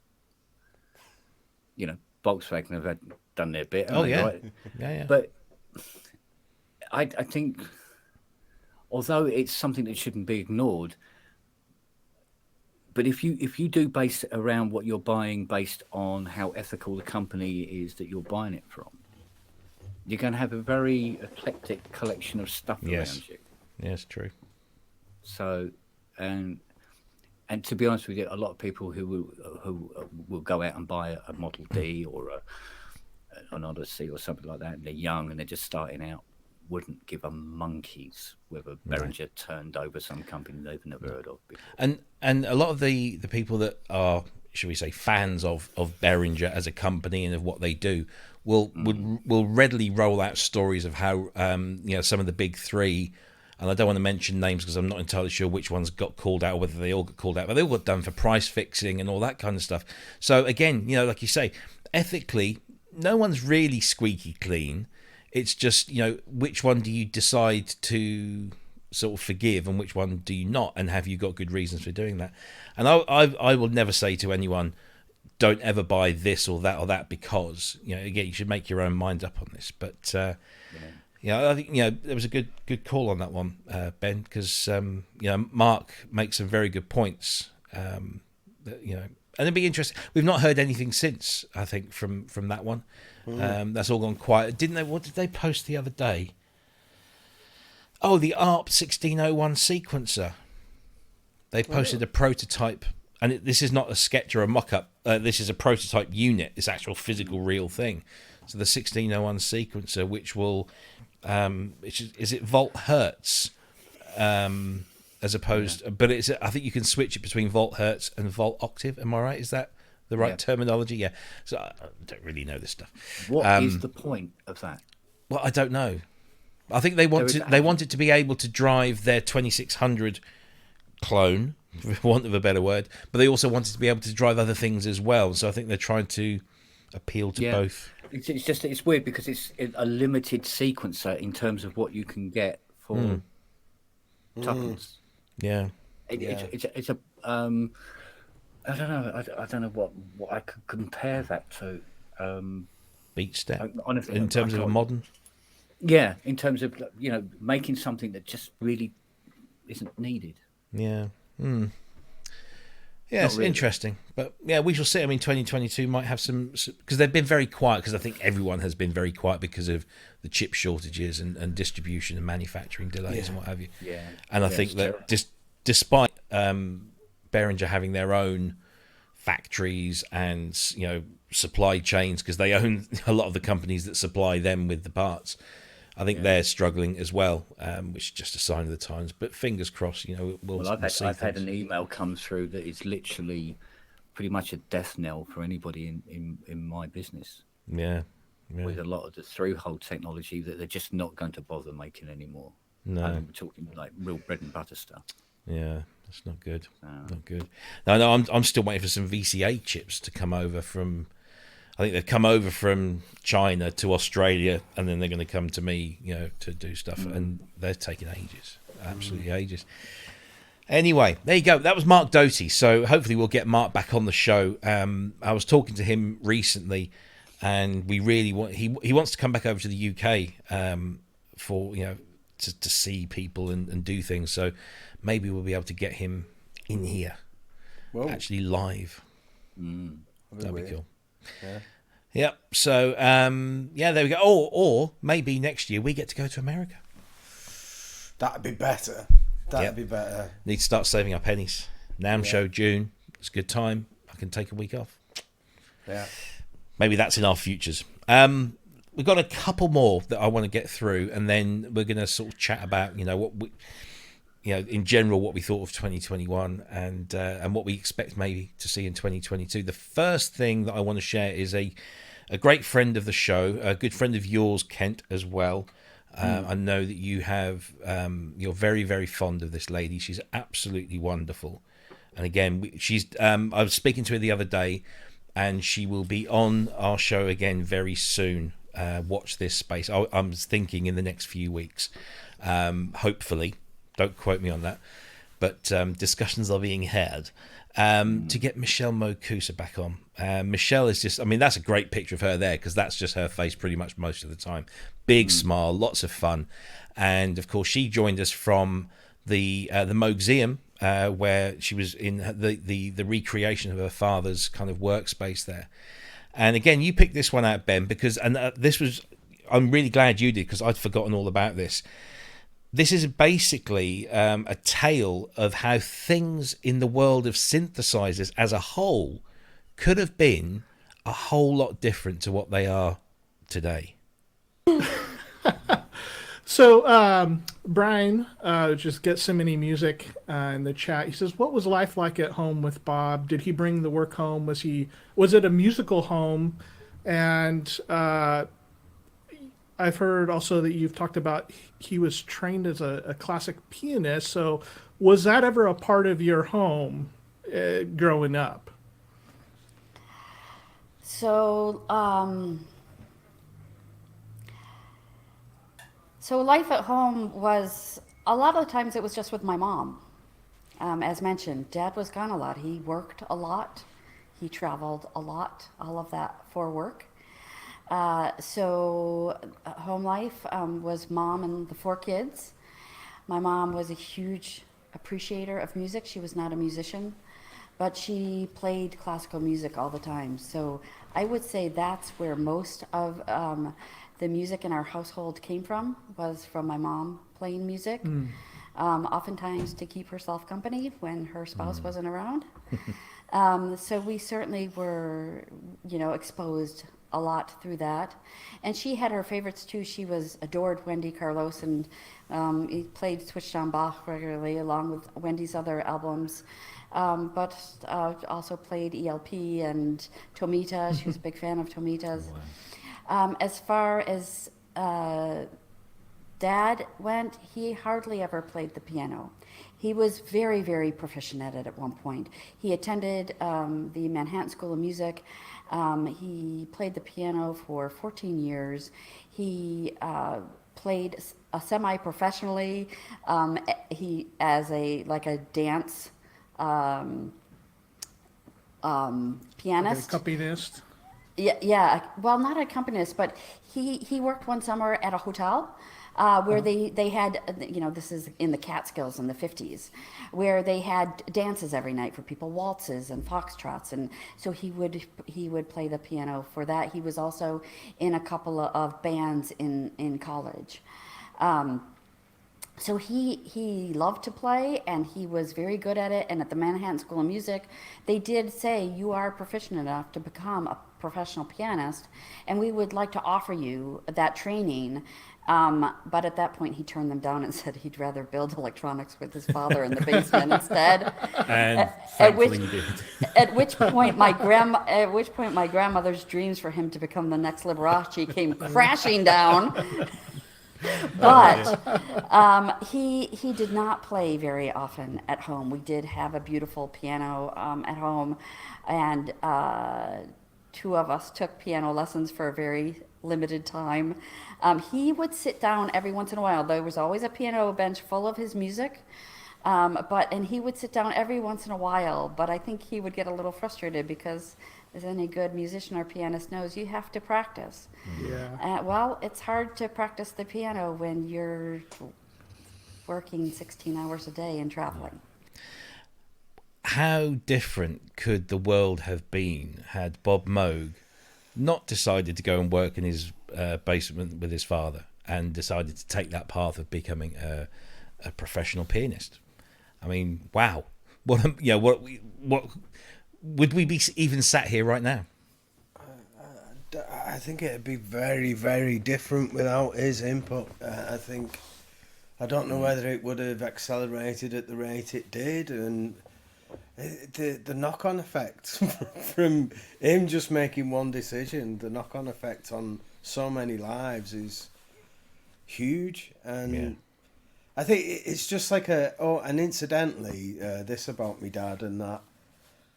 And yet, it was like a real pivotal moment in the music technology timeline. I think. It's great that we've had that. Yeah. That, well, I mean, we can't say that none of this would have happened. No. It might have just well have happened in a slightly different way, but it happened. Later. Yeah, and it happened because of what Bob did and what Bob achieved and what Bob pushed for, and how well he did that inspired other people to then go on and do it. Because I think we said probably that video and every other. If you look at an analog synthesizer, even many digital synthesizers, but if you look at them, the lineage is clear to see. You look at the Polybrute. I know I keep banging on about the Polybrute, and even the Matrix Brute. You look at that, and you can see Mini Moog in there. You can see concepts that are still relevant today because he thought them out so well and delivered them so well. And people like you, Kent, probably wouldn't be in a job, or maybe in a slightly different job. I don't know. No idea. Alternate universe. Yeah. I suppose if we're talking about, was it what do they call it? The multiverses. There must be a multiverse somewhere where Bob Moog is a pianist, and not Or one day there's a Mini Moog where the VCOs are on the right. Yeah, or the signal path goes in a completely different way. Because on a Steiner Parker it's reversed, and honestly it gives you a headache working it because you have to work that way. Right. Yeah. Yeah. Yeah. But yeah, it's I'd completely forgotten about that moment, and I'm so glad you brought that up because, like you say, it's just one of those little kind of throwaway comment. Dad could have been. He got told he was good enough, and he decided not to do it, and boom, the world carried on in its direction that we find ourselves today. Yeah, it's lucky because Michel's such a beautiful human, anyway. Oh gosh, yeah, absolutely, stood right there. Yeah. Now we've had many conversations. I interviewed her for Sound on Sound, and we had to do a couple of takes of that. And each time she was just so gracious, so giving of her time. And after one particular recording, she then took me on a virtual tour of one of her rooms at home where she was at the time, where she's been going through a whole bunch of archive material, and she was showing me stuff that will probably never get seen because it's too personal and too rare and too precious. But handwritten letters, from Bob or to Bob, and it's just amazing stuff. We interviewed Bob at the launch of the Voyager. That's right, yeah. At I think it was Turnkey, wasn't it? And Richard conducted the interview, and we had all these questions laid out. I said I wanted to get behind the guy, but unfortunately he was being the front of a company in the interview. So all the interesting ones I asked sort of like just bink on the floor, straight in the bin, deflect. So, yeah. So when I started talking to Michelle and asking the questions, and she was saying what he was like and everything like that, okay, mate, you need to tell these stories. You need to let everybody know. But the rest of the time, we're just telling each other dirty jokes. No, I want to get to Asheville as well. I want to, go to the Museum. I was just thinking then, like, maybe one day we could go and visit some of these places. Yeah. Top PSN Gear World style Pro Synth Network on the road. It would be good, wouldn't it? That'd be We'll great. yeah, we'll have to rake it in a little bit more, I think. Pick a different vehicle each. I'd have the Bentley Continental. You could have a Robin Reliance, and you could have an Escort. Yeah. That'd be good. No, it's it would be great if we could sort of like go, take PSN on the road. Yeah. Lofty ambitions, but hey, it's early days. You never know. Know. It's great, do that. One more thing. I've saved the best till last. Oh, there we go. Here we go. So, which one of you said just a little while ago you should never meet your heroes? It was you, Ben, when we were talking about Mick, I think, wasn't it? You should never meet your heroes. But hey, we're glad we did. I agree totally that there are times when you meet some people and think, oh gosh, I wish I really hadn't. But this gentleman is the epitome of a gentleman, and he's become actually quite somebody exchange lots of emails and conversations with. However, we had him on the show, which was a real coup, but he then decided to destroy me in a very short space of time with this. Everybody could, It's like when the DX7 came out. What a ghastly instrument that is. I mean, I'm sorry. What a terrible, terrible, terrible. What was it? FM synthesis? Oh, God. Fizz and pop. Just rubbish. Absolutely rubbish. Can somebody please sample this on a Fairlight and send it to Robbie? Sorry, sorry, Robert. Yeah, DX7s, DX5s, DX11s. Oh, man. It's my other obsession. You only need one. It's all fizz, pop, and bump. Oh, what a load of noise. Oh, man, I hate them. Oh, no. That's great. It was Your funny. face is an absolute picture. It's a picture, isn't it? Yeah. Bless I just wish that we could have had you on screen at the exact point that he said. I think somebody did. It might have been Rand's. Somebody captured it and then did something with it. I don't know. Yeah. But nice little slow zoom in with some Yeah. beautiful violin music in the background. Don't encourage them because somebody will now. Yeah. Somebody will. But no, I mean, if anybody is going to badmouth one of my passions, then who better to have somebody who's mastered the art of using one of my other passions, the Fairlight. It's just it was what a fun. What can I say? It was a fascinating show with him on, though. Oh, yeah. Having the insight into all those Trevor Horn things as well. And what Gary Langham was doing with the production in Art of Noise. And, it was great, that. And I really, he'd mentioned it to me before in a conversation about Malcolm McLaren, because we were talking about Duck Rock, which, of course, he worked on with Malcolm and Trevor and Gary and Thomas Dolby and Anne Dudley as well. And Malcolm is a big hero of mine. He's a very controversial figure, but I admire his work greatly, or the work that he has taken credit for a lot of the time. But JJ was saying on that episode about how Malcolm was a prodder, and he said, well, why can't we do this? Let's try that. Go and do. He was pushing people outside of their comfort zones, and instead of saying you're always looking for a reason why you should do something and not why you shouldn't do. And it was just, that was quite kind of a nice thing to know that one of your heroes is also a fan of another, and they work together as well. It was a very, really nice conversation, and hopefully we'll get him back on soon. But any other thoughts on the JJ episode, apart from him ripping my heart out? I just thought it was fascinating.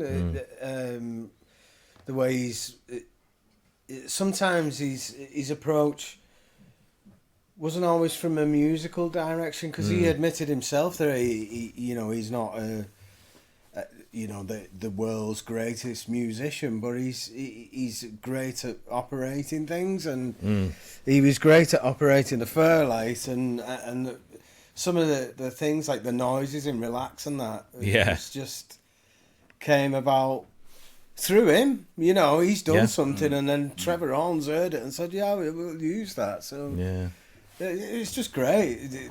So he was involved in so many like really important pieces of music to me, and that was really great to meet him.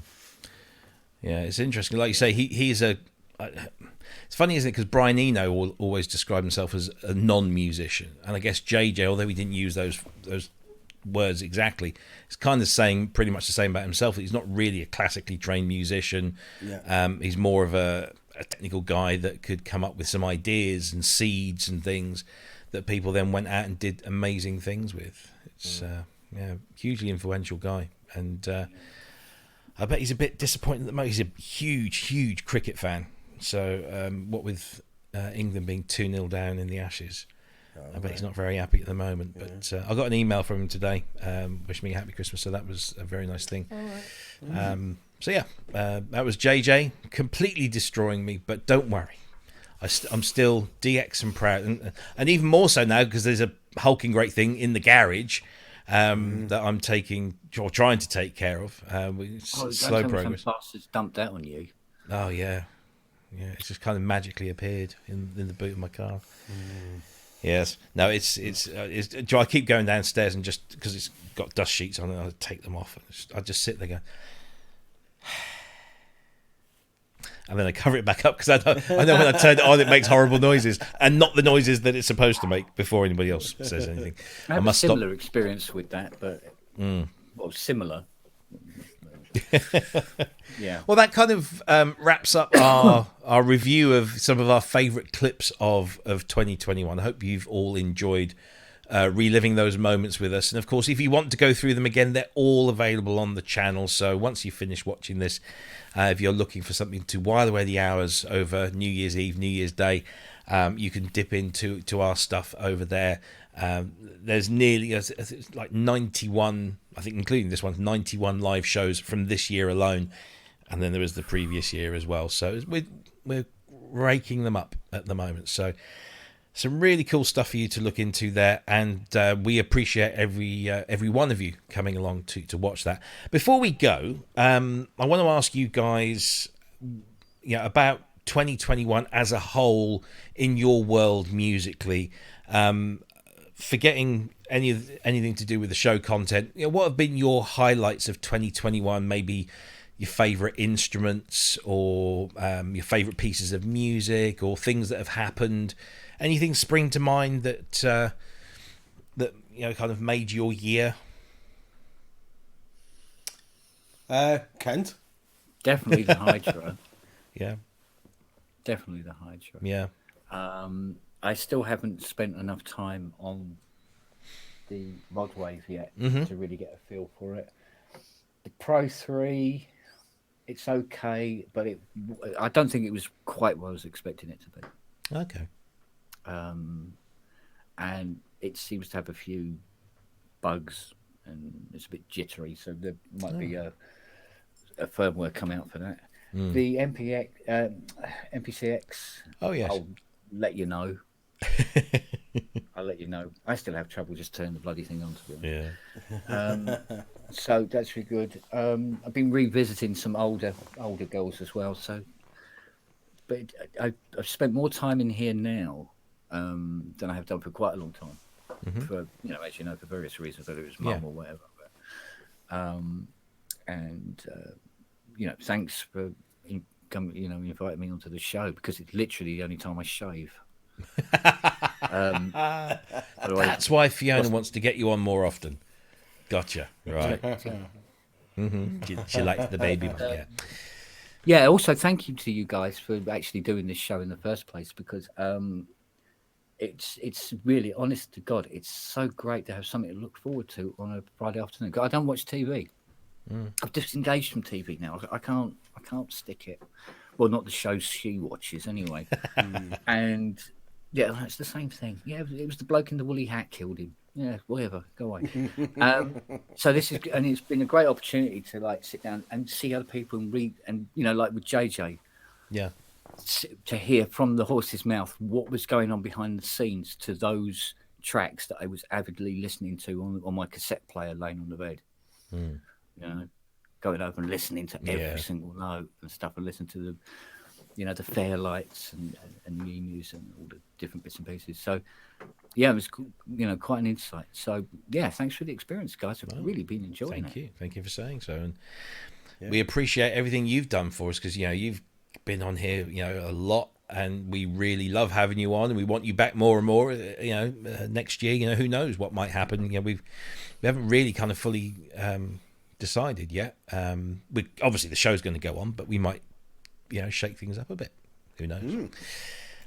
How about you, Ben? Highlights of 2021? Well, I got a new band together and we did our first gig. So, and we've been gigging ever since. And I don't know whether we're allowed to gig at the moment or not with the COVID, but that's been brilliant. I mean, working with a great bunch of people there, and you've got it right when there's nobody in the band that lets it down, and you like everybody in the band. It's really nice. It's a really great team to be part of, and I'm so happy that we got that going. And highlights the OBE again, but that was for me that was the best software release, I think, of the year. Coming across this fella here, that's been great.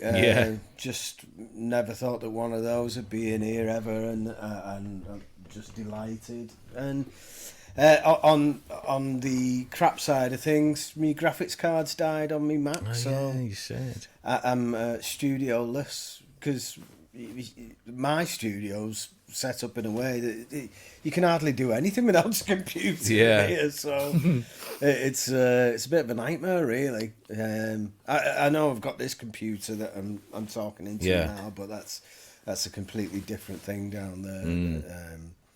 So and I need to find another graphics card soon so we can get back to working. But it's been a weird year, but generally, it's a slight incline from 2020. Yeah, it's been better than that. But some good highlights there. Indeed, no, that's true.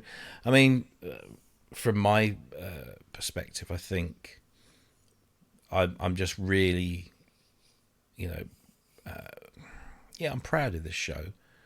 I think it's a great team effort, and it's not about one individual or another. It's about everyone that's on the show, and of course everyone that's in the chat room as well. It's a great community, and I know that when you sort of flit around between our show and all the other shows that are out there, the same old names come up over and over again, and we're all kind of good virtual friends, and some of us are real, as in physical, in real life kind of friends as well.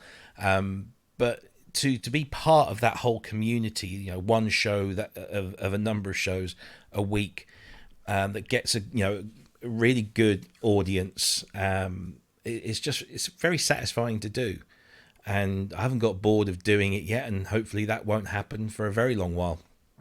And the friendships that I've made, with you guys, and everyone else that we've had on the show, regulars and people that have been on maybe just the once, it's yielded some really great kind of connections and friendships, and I really, really value those, especially in a time when you can be sort of sat here all alone. I work from here, this chair, this computer that I'm talking to on is where I do all my day job, as well as stuff like this. So you can kind of get quite isolated. So it's nice to have all those bunch of the people out there. So I'm really appreciative of all that. And I think that this whole show is for the last year has been on this constant rise of success and popularity, and the content's gotten better. The professionalism of the production, not saying that the fact that we can now afford to use a proper service to do this means that we can deliver a show that looks and sounds and works really well, and hopefully we can build on that in the coming years. And of course, hitting the 1,000 subscriber limit was just that. I was just really, I know I was kind of hung up on it, but it was nice to have. I'm content now. We can stay where we are, or we can move onwards and upwards, and either way I'll be happy. But it's just nice to reach that kind of milestone to let things start working for us and maybe give us a bit of a chance. Musically, I've really disappointed that I haven't made much music. I did the end credits theme tune. That's probably the most biggest piece of music I've done this year. Despite, wasn't it this year that you did that soundtrack work? Was that last that was year? back end of last year. The movie came out at the beginning of this year, so that was the back end of 2020. And hopefully some more of that stuff will come along, because that was great fun. I mean, it was stressful as hell, but that was really good fun. But no, I mean, in terms of gear and stuff, been very, very lucky, to get things like the Poly Brute.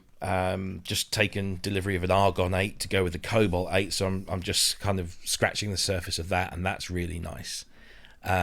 Picking up things like the vintage stuff, like the O2R mixer and some other bits of vintage gear. When I look at pictures of my studio a couple of years ago, and there was just like 2 keyboards in here because I'd sold a lot off. I was working mostly in the box. Now I'm just like, I've got nowhere to put anything. Things are leaning up against stuff. I've got at least 5 keyboards just leaning up against the wall with nowhere to go at the moment. So, but yeah, Uno Synth Pro was fantastic this year, and the Live and XFM was brilliant. And of course, things like WIDI came along. Take a drink, everyone. Great innovations like that. Were fantastic. So. And yeah, other software instruments, there have been some really good ones, there have been some awful ones, but there have been some really, really good things. So hopefully 2022 we'll see more of the same. But I think most of all, I'm so proud to be a part of this, and you guys, being a part of this team. And hopefully we can move this forward next year and move on to bigger and fancier things. Who knows? You never know. What about the future, 2022? What would you like to see in 2022? What do you think might happen in 2022? I'd like to see the death of MIDI chord packs. Yes, yeah. The dreaded MIDI chord packs. Yeah. And anything like that. Started. Well, anything like that, where it's just like,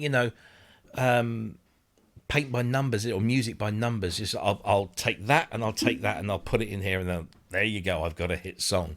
And I used to use twiddly bits. Do you remember those, Dave? Spears with twiddly bits. And yes, you construct. Well, it wasn't audio. It was MIDI packs in a way, but they were really good, and there were so many variations in there. It was a lot for me. It was more of an original concept than the generic stuff now, which is delivered in such a way as it is like, I want this, I'll just string it together and hey presto, I've got a full production. Whereas with the MIDI packs, you had to actually put stuff around it to make it sound. It was more like playing styles, wasn't it? Strumming and drum beats and things. Wasn't that's what I was using them for. So like for MIDI guitar stuff, or I forget the name of the drummer. That he was like one of these drummers in the 90s that could play at like 180 BPM. He was a live kind of drum and bass drummer, and they did a whole MIDI pack, twiddly bits of him. That was fantastic, because you could then just take that and put your own stuff onto it. It was really good. Yes, death to MIDI packs. Anything else?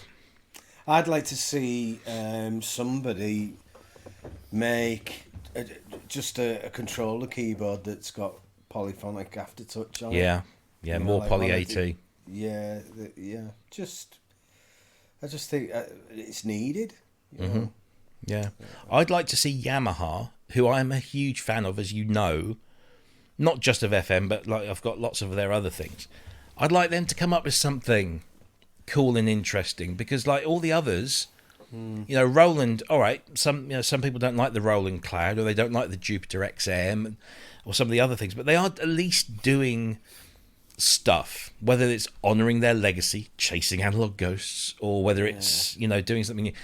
Korg continuously knock it out of the park, both in hardware and software, with you know, good hardware, in you know, innovative stuff, plus you know, their Korg Legacy collection, which you know, we spoke about last week as being one of our favorite software releases of 2021. But Yamaha, it's just like in the last few years they've released those little reface things, and that's about it. I know, you know, it's so strange.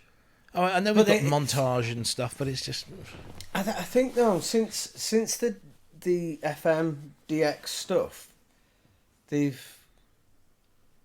kind of stopped innovating a little bit, haven't they? That seemed to be the last thing that loads of research went into, and actually anything different was. Well, they did a whole bunch of stuff with physical modelling, didn't they? With the VLs and the VPs. Oh yeah, the VLs were brilliant. But they threw so much money into it, and it never really took off. In the way that, you know, certainly analog modelling was where everybody wanted to go. Oh, great, we can model a Moog or a Jupiter or whatever. And have, you know, the synths of our dreams in a piece of software, acoustic modelling, and that kind of hybrid, that the instruments like the VL1, the VP1, and you know, Korg's Prophecy and so on, explored, I think just got wiped out by the fact that sampling became so good and so affordable that, you know, by the time they came out with the VPs and the VLs, which were stupidly expensive, you had an S6000 at the turn of the century that, whilst it only had 256 meg of RAM, was fully, you know, capable of, you know, multi-sampling and huge amounts of polyphony, and you could get really good multi-sampled instruments in those things. So who needed something that could pretend it was a trumpet when somebody could sit there and record, you know, 1,000 trumpet samples and stick them all on a keyboard and keep it in 256 mega RAM and sell it for $69.99 on a CD-ROM? Yeah, but one thing that puzzles me about them, you are right there with the sampling thing, and the situation's kind of got even worse really for anybody trying to innovate in hardware, because the computer stuff's getting so good, and it's so cost effective to bring something out in a software form than a hardware form. So it's difficult to see the big companies going that deep into research now, I think, in hardware anyway. But I'm surprised they haven't done more in the software hardware integration thing, because that CC121 thing that I've got, you know, for Cubase, that's only like one of those. It's kind of like a glorified fader port kind of thing. Only works with Cubase, and I presume it's made by Yamaha, because they're gonna. It feels like a Yamaha thing, you know. That's great. That's great. It's so simple but so well thought out, and they had to go with that MLAN thing, didn't they, a while back, where they were trying to do more integration through that. But like maybe, you know, MIDI too, and I just think that like they've really got quality hardware. They've got like that O2R mixer you've got there. It's built like a tank. You could throw that out your window and it'd still work after it landed on the floor. These, how old are these CSs? And they're a good 40 odd years old, aren't they? So well built. 70. Yeah. 77, 78. This looks like new here. Yeah. It's like the DX1 when I opened that up. I mean, you look at the quality. I mean, yes, it was hand built by, you know, Yamaha's piano division. Yeah. And it just looks, it oozes class and quality, and there's virtually no plastic in sight. You know, it's just it's a stunning piece of thing. But they must have lost so much money through their Clever Nova division. and I think they probably make most of their money through conventional instruments and piano. Yeah, stuff like that. they've got many. When you're a company that's part of a big conglomerate, so you've got Yamaha motorcycles and outboard motors and what have you. When they're looking at the accounts at the end of the year and they look at the music division and they're going, yeah, perhaps we'll cut back your investment next year. But it's sad, isn't it? Because 20, 30 years ago, those were the companies that were innovating, that were coming up with crazy ideas. Digital synthesis, FM, wavetables, all of this amazing stuff, modeling, all that. And now it's not. Now it's the guys like ASM that are doing the really innovative stuff, modal, and there's so many other smaller companies that are producing really cool, Kodamo, Sonicware, IK Multimedia even, all coming up with innovative new ways of delivering analog synthesis or digital synthesis or whatever. And, apart from Korg, I think, who are probably the most innovative of the three, Roland and to a greater extent Yamaha have just kind of sat on their laurels, and it's sad. So I'm hoping that in 2022 that that sleeping giant will awaken and deliver something kind of fresh and new. Even if it was Yamaha's version, the Yamaha Cloud. So here is a perfectly modeled CS80 and a CS60 and an SY and a GX1 and a DX this and because they've got such a legacy to tap into that I'm surprised they haven't. I'm surprised they haven't gone into the software route, because both Roland and Korg have tossed their hat in quite considerably. So they've got Steinberg there to help with it, but I know. I always think that the Steinberg plugins don't really sound as good as ourselves. Yeah, so. True. But they've got something there at least, haven't they? I mean, they must own some more stuff as well, because they're always buying things up. But but at the same time, the fact that they're not doing it means that these smaller companies are, and that's great to see, because I love that that cottage industry that we have of small developers, small manufacturers, doing things, even if it's just limited runs of 500 of this and 500 of that. Really, really good stuff. But I think that would be one of my big wishes for 2022. I'd like to see, because I always say that everything's cyclical, in this world. Everything goes around and comes back again, either bigger and better or worse. But we had this thing, we had analog synthesizers, then we had digital synthesizers, and then we had analog synthesizers again, and then now we're getting back into kind of vintage digital. I mean, the prices of DXs and wave stations and all that, they're going up and up and up. And you've got companies like Modal bringing out, wavetable synthesis, Korg bringing out wavetable synthesis, and FM synthesis. And so we were in this kind of the middle of this kind of digital revival.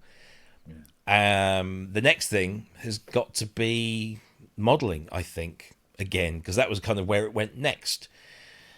But I'm not sure that's going to happen, because every time I see something new and innovative in modeling, for example, there's a whole bunch of instruments, software instruments, developed by an Italian company whose name escapes me at the moment, but they were doing some amazingly good sounding violins and cellos and brass stuff.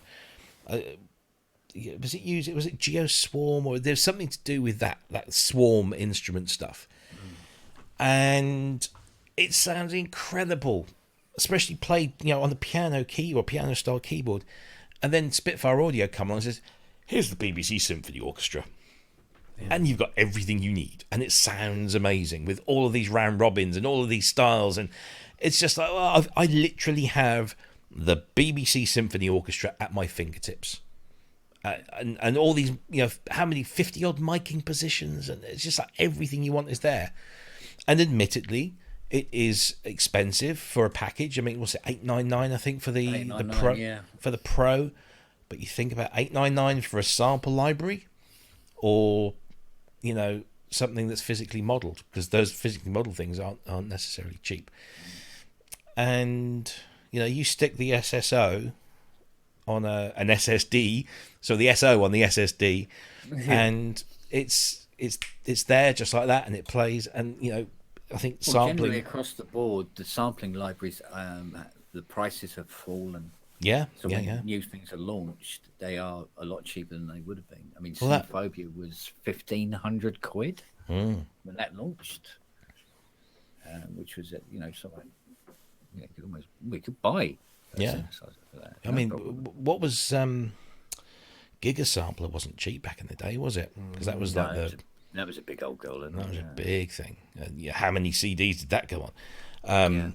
But I mean, there's just and that was the latest Abbey Road 2, the strings thing. It was 300 and something quid for the pro version, which I know a lot of people would probably go, oh, I don't know, that sounds a bit much. But when you think about what you're getting for your 369 quid, it's... Well, you can't even get into Abbey Road for 300 quid. No, exactly. So it's... turned away.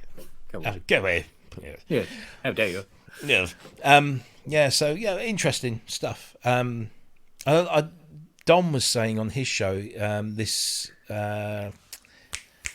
Unreal Engine 5, which now has synthesis built in there. And he's really looking into how you can use that because it's centralized, and so latency is much less of an issue.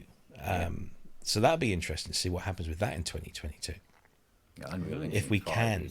Oh my god. Yeah, but if we can get to that point where we can actually jam and record remotely on our PlayStations. Yeah, well, it doesn't have to. I mean, it can be through a computer because the Unreal Engine will work on different platforms. So we can all be signed into this thing, and it's the servers. It can never be tight. It could never be that tight. But I don't think it would be in person now. No, this is true. Inaccuracy is what we love as human beings. We like imperfections. Yeah.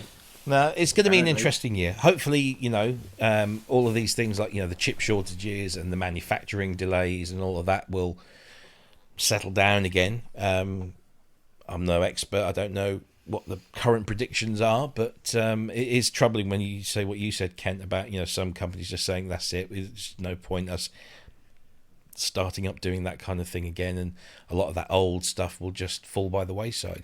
Yeah. Because I dread to think that that DX1, if it turns out that it's a custom part, then just forget it. And then it becomes a glorified doorstop. Unless you find another one that you can pinch the parts out of, and there's only ever 140 of those, and some of those don't exist anymore. So but now they're actually dropping fundamental components. Yes, as well. Yeah, that's the thing. Every synthesizer, it's like, yeah. But saying that, I'm always buoyed by the ingenuity of individuals out there that come up with alternatives. The SCSI to SD. I think it is an individual person that came up with that concept, and they're rare as rocking horse poop at the moment. Again, because the shortage. But a tiny little board with a little chip on it that just carries all the basic instructions. All it's designed to do is to just act as an interface between a modern SD card and the whole SCSI bus.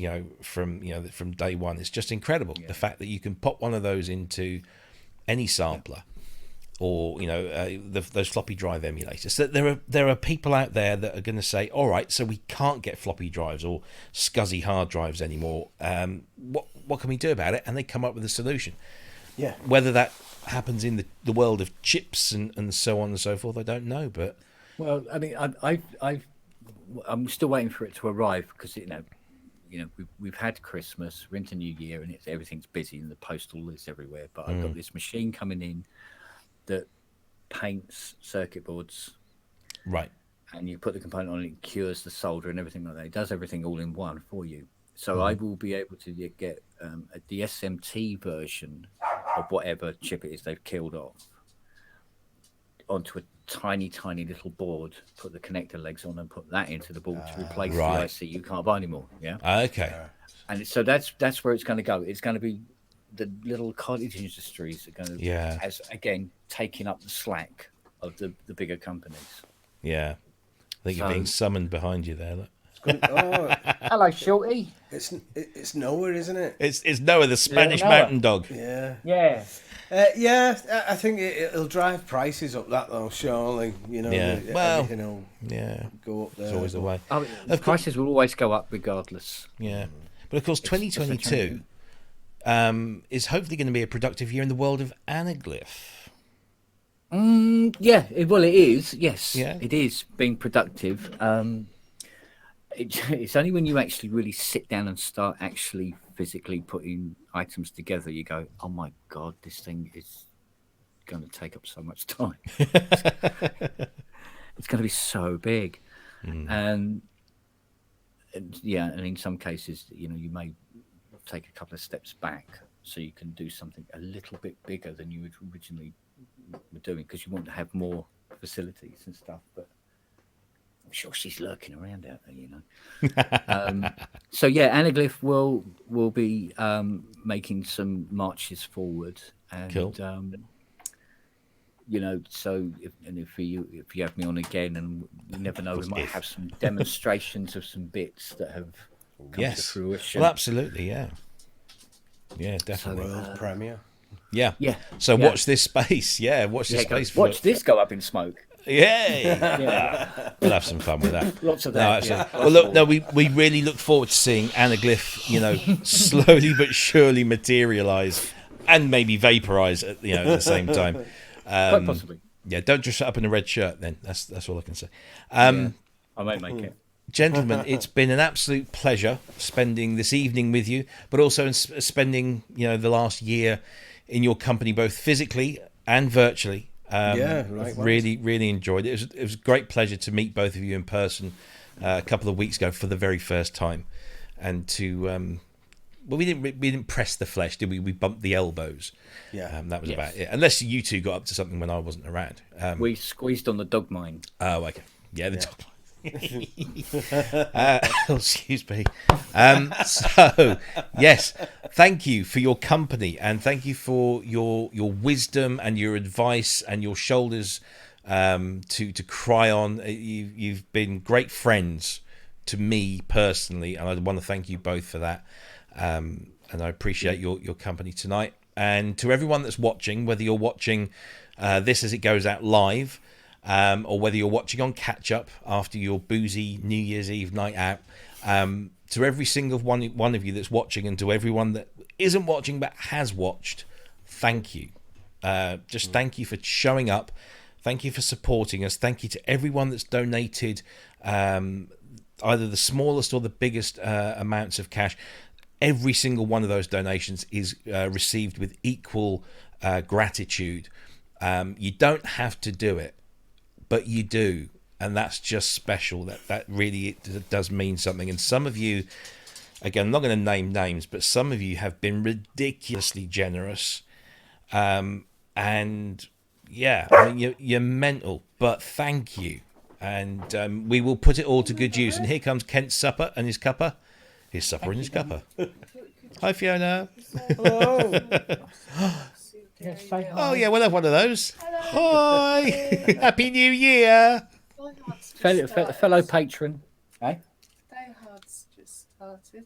Oh. Right. Okay. I know it's your favourite movie. Thank you, my love. Favourite Christmas movie, Die Hard. Freedom. Lovely Fiona there. Yeah, so look, everyone that watches, that donates, that supports us, that joins in the Facebook group, that shares our tweets and Instagram photos. Thank you. I hope you've had a brilliant 2021. If you haven't, I hope 2022 is better. And do join us. January 7th, we'll be back. Same time, same place next week. Don't know if we'll have a guest for you. Fingers crossed we will. We're working on it. But yeah. We will see you in a year's time. Ben, have a cracking gig if you're having the gig. In a minute. And if you're not, You'll have put to do your that feet up and editing have a, thing. Do that yeah. editing thing again. Yeah. We'll Yeah. fix it in the mix, as they say. Kent, thank you as always, mate. You're an absolute joy to know, and thank you for being you and being on our show. Thanks for letting us in. No, not a problem. The door is always wide open for anyone. Sort of spelling. So thank you to everyone for watching. We'll be back same time, same place as always with a proper live show next week, and we'll kick off 2021 in some style. Hopefully there'll be some decent news topics to talk about. But until then, stay safe, stay healthy, and we'll see you in a week. Bye bye. Happy New Year. Happy New Year. Happy New Year.